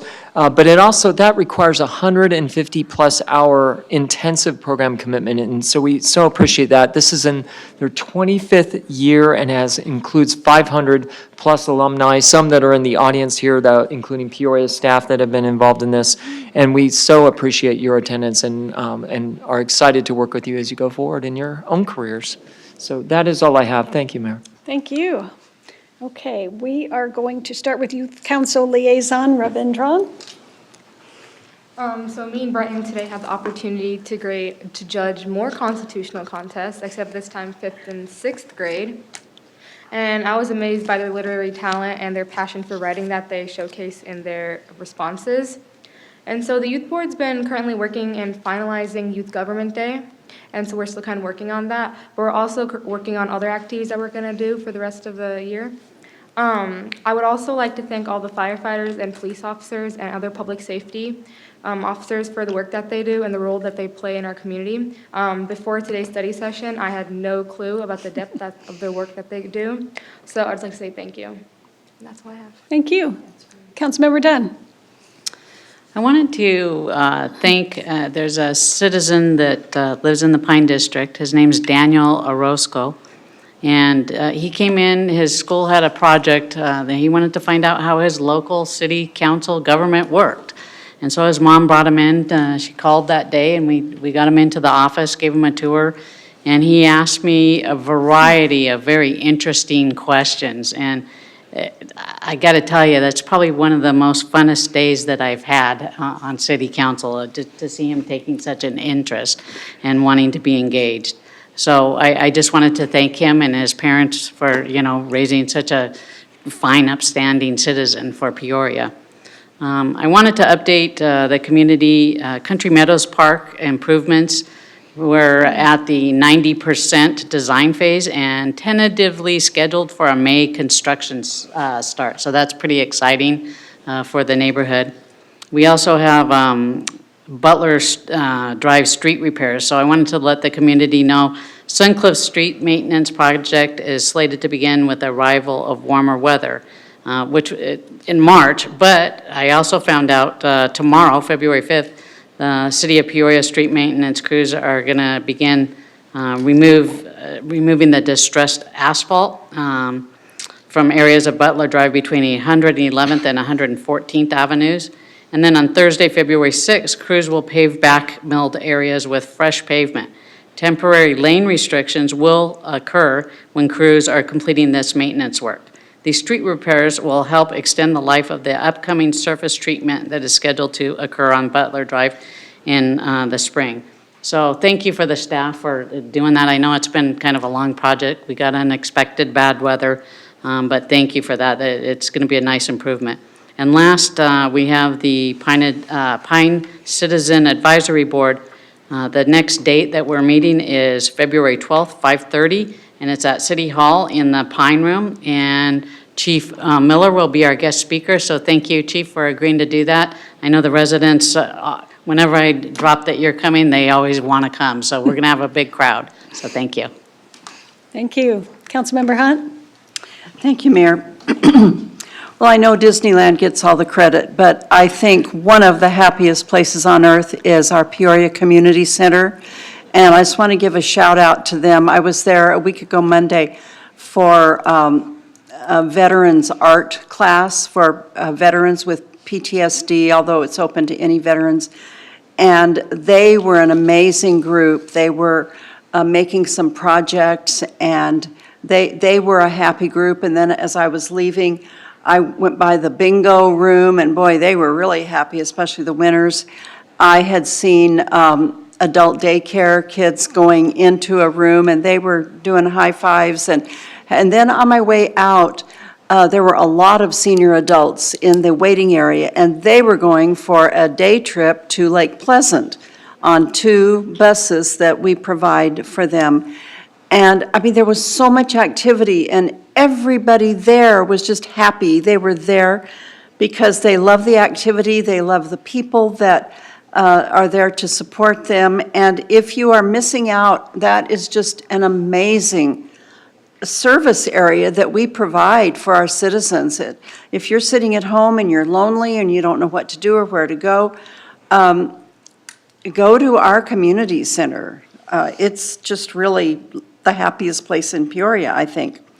I want to highlight the Peoria Lions Club, who helped me donate a huge science kit to Peoria Elementary School. The Lions are always here to help us and to join in on projects, and that is the little school that could. They went from a failing school to a B school in 2 years, and it's their leadership there, it's their teachers, and it's a community that has learned to support those kids. And that's all I have tonight. Shock. Councilmember Edwards. Thank you, Mayor. First off, I just want to welcome Leadership West. Thank you guys for coming out tonight and learning what we do every day to help support our residents. So thank you so much for coming out. I want to give a special shout out to the Peoria Lions Club, as well as our mayor. A couple weeks ago, I was asked by the mayor to come over to Frontier Elementary, and we helped donate another buddy bench. So we're getting to the point where I think every school in Peoria has 1, 2, maybe even 3 buddy benches. So it's just a great program that they put on, and I just want to thank the mayor for inviting me out, because that school holds a special place in my heart. All 3 of my kids went to school there, so it was kind of neat. Also I want to thank Brighton for inviting me out to your school last week. We had lunch with a councilman, and you invited, I think, 9 or 10 individuals, and we talked about civic engagement and responsibility of young individuals going forward, and talked about some the presidential elections and getting out the vote. And I mean, just the topics of discussion that you guys brought up was very amazing. I just want to thank you for the wonderful time that you shared with me. And then last week, I attended a meeting with Brian and Selena with the Youth Advisory Team. They were planning the final steps in their trip to DC, and they asked myself and Thomas Atkins to go out and just kind of talk to the parents. It was basically a wrap-up meeting for the parents to understand exactly what this trip was going to entail, where we were going to go, or where they were going to go, and the activities that they were going to be engaged in. And the parents were just amazed at the number of activities that the youth of Peoria were going to be exposed to during the trip. So I just want to thank the parents for coming out, Brian and Selena, and especially Thomas for arranging all the congressional meetings that we'll be having while we're there. And then lastly, Jeff, the 2-minute presentation, that's just a very small portion of all the activities that go on, but it just never ceases to amaze me, all of the different activities that we have every single month in the city. So I'm surprised that your video isn't 5 minutes long each month, just with the amount of activities that your staff puts on for the great city. That's all I have, Mayor. Thank you. Vice Mayor Finn. Thank you, Mayor. To kind of add on to what Councilman Edwards said, there was an event at Sweetwater Park, our Park Fest, and I wanted to thank everyone for coming out, not only the public, but the staff. You guys did an amazing job. The police did their normal bike rodeo, which is always a crowd favorite. Helped me give away some bikes to the kids. It was fantastic. Fire department was there. Public Works, they're educating everybody on what's recyclable and what's not. I got my answer correct, thank goodness. It would have been embarrassing. But specifically, Bill, Tanya, Mary Lou, Susan, thank you for coming out. Eric, I know that you were out there too. And Andrea, who put this all on and kind of coordinated and herded all of these cats, she was fantastic. So Andrea, thank you so much for all of your effort. And again, thank you everyone for coming out to a great event. And congratulations to Jenna, you will be terribly missed. That's all I got. Thank you. Councilmember Binsbacher. Thank you, Mayor. I want to thank Leadership West. Welcome to Peoria City Council chambers. Thanks for your interest in the region and in our city. I also want to, in our study session today, we had some fantastic presentations from both police and fire. I want to thank them for those presentations, for sharing with us all the great work that they're doing in our city. I know in my district I get positive feedback all the time about police and fire. always commenting on how well they take care of us and that our city is safe. And the only concern they ever express is just being prepared for the growth. And it sounds from the presentations that we had today that we're doing everything we can. They're doing everything they can to prepare for the future and continuing to serve exceptionally. So thank you for continuing to make us proud. Also, Vintage Partners, thank you so much for believing in Peoria and for sharing our vision. We are so ready for this. So I'm really looking forward to what's next. Thank you very much. Also want to congratulate Scorpion Bay Grill out at Lake Pleasant and LA Dance. That was our restaurant and business of the month. Great establishments in the Mesquite District, and I was just thrilled to celebrate them. A lot of great food. Oh my goodness, wasn't it? And I want to remind everyone, opening day, spring training opening day in Peoria, Saturday, February 22nd. It will be here before you know it. That's all I have, Mayor. Thank you. Thank you. Councilmember Patena. Thank you, Mayor. On Saturday, January 25th, the mayor, myself, and Councilmember Midsbacher and our spouses went to the Luke Air Force Base awards ceremony held at the Wigwam. It was a chance to identify the outstanding airmen in many categories. One of the airmen at our table was a major, has been in the Air Force 11 years, just got returned from Afghanistan. And it's always great to be around the people that are defending our nation. They're just amazing people out at Luke. On Saturday, February 8th from 2 to 5, we're going to be having a Park Fest. Now, as you know, Park Fest, well, it's one of my favorite events.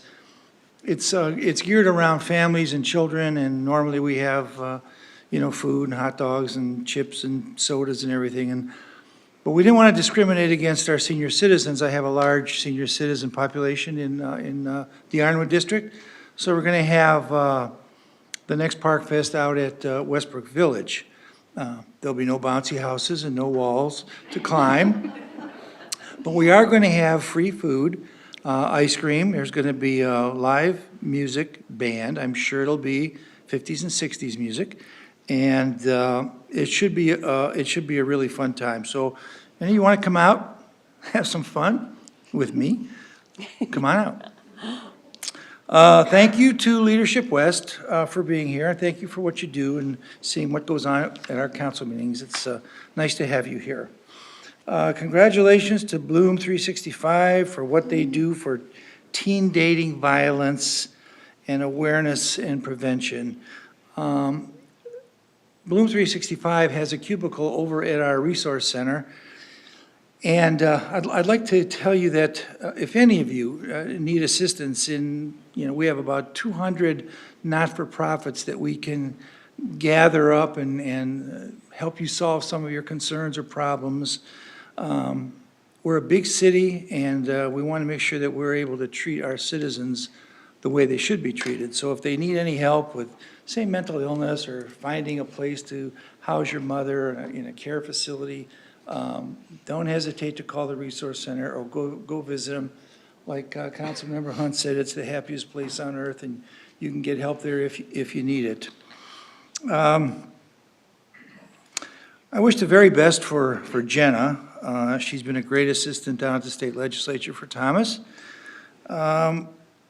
She's been a great staff member. We have such a great staff. I'm not surprised at all that other cities come to Peoria to take our people from us because they're that good.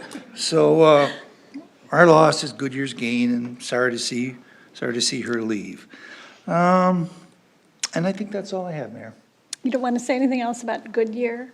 No. Okay, I'm just checking. Youth Council Liaison Greathouse? Like Councilman Edwards mentioned, on January 23rd, he came to my school and met with myself, and a group of peers, and we had a really fruitful conversation, and I know certain topics sparked an interest in my peers, and it's something they continue to talk about. So thank you for coming. We really appreciated it. In addition to the event Ritika mentioned, the Youth Advisory Board has been planning a teen job fair, and this is an event where vendors from around the city are going to be coming to meet with interested youth on summer jobs and things like that. And we've had this event in the past, and it's been successful, so we're really looking forward to it. And lastly, I just think it's great we dedicated February as Teen Dating Awareness Month. It's something important to raise awareness of, and it's great. I saw some youth advisory members a part of that, and I'm really glad they are. So that's it. Thank you. Thank you. Thank you very much. And Leadership West, I hope you're looking at our future leaders and seeing the quality that is sitting right here on this dais. We're very happy to have them. I just wanted to bring into the light an organization that does a lot of work behind the scenes, and people may not know about it. I put one of these brochures at every council seat.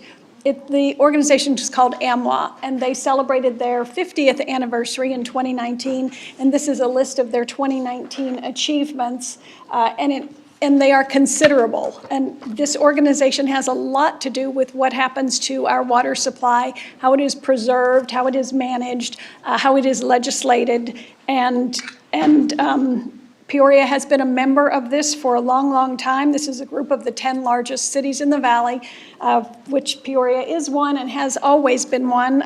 I am the vice president of this organization, full disclosure, but it is very, very meaningful. If you want to know anything else about how the state of Arizona and how municipalities manage water, I encourage all of you to either contact me or go to amwa.org for more information.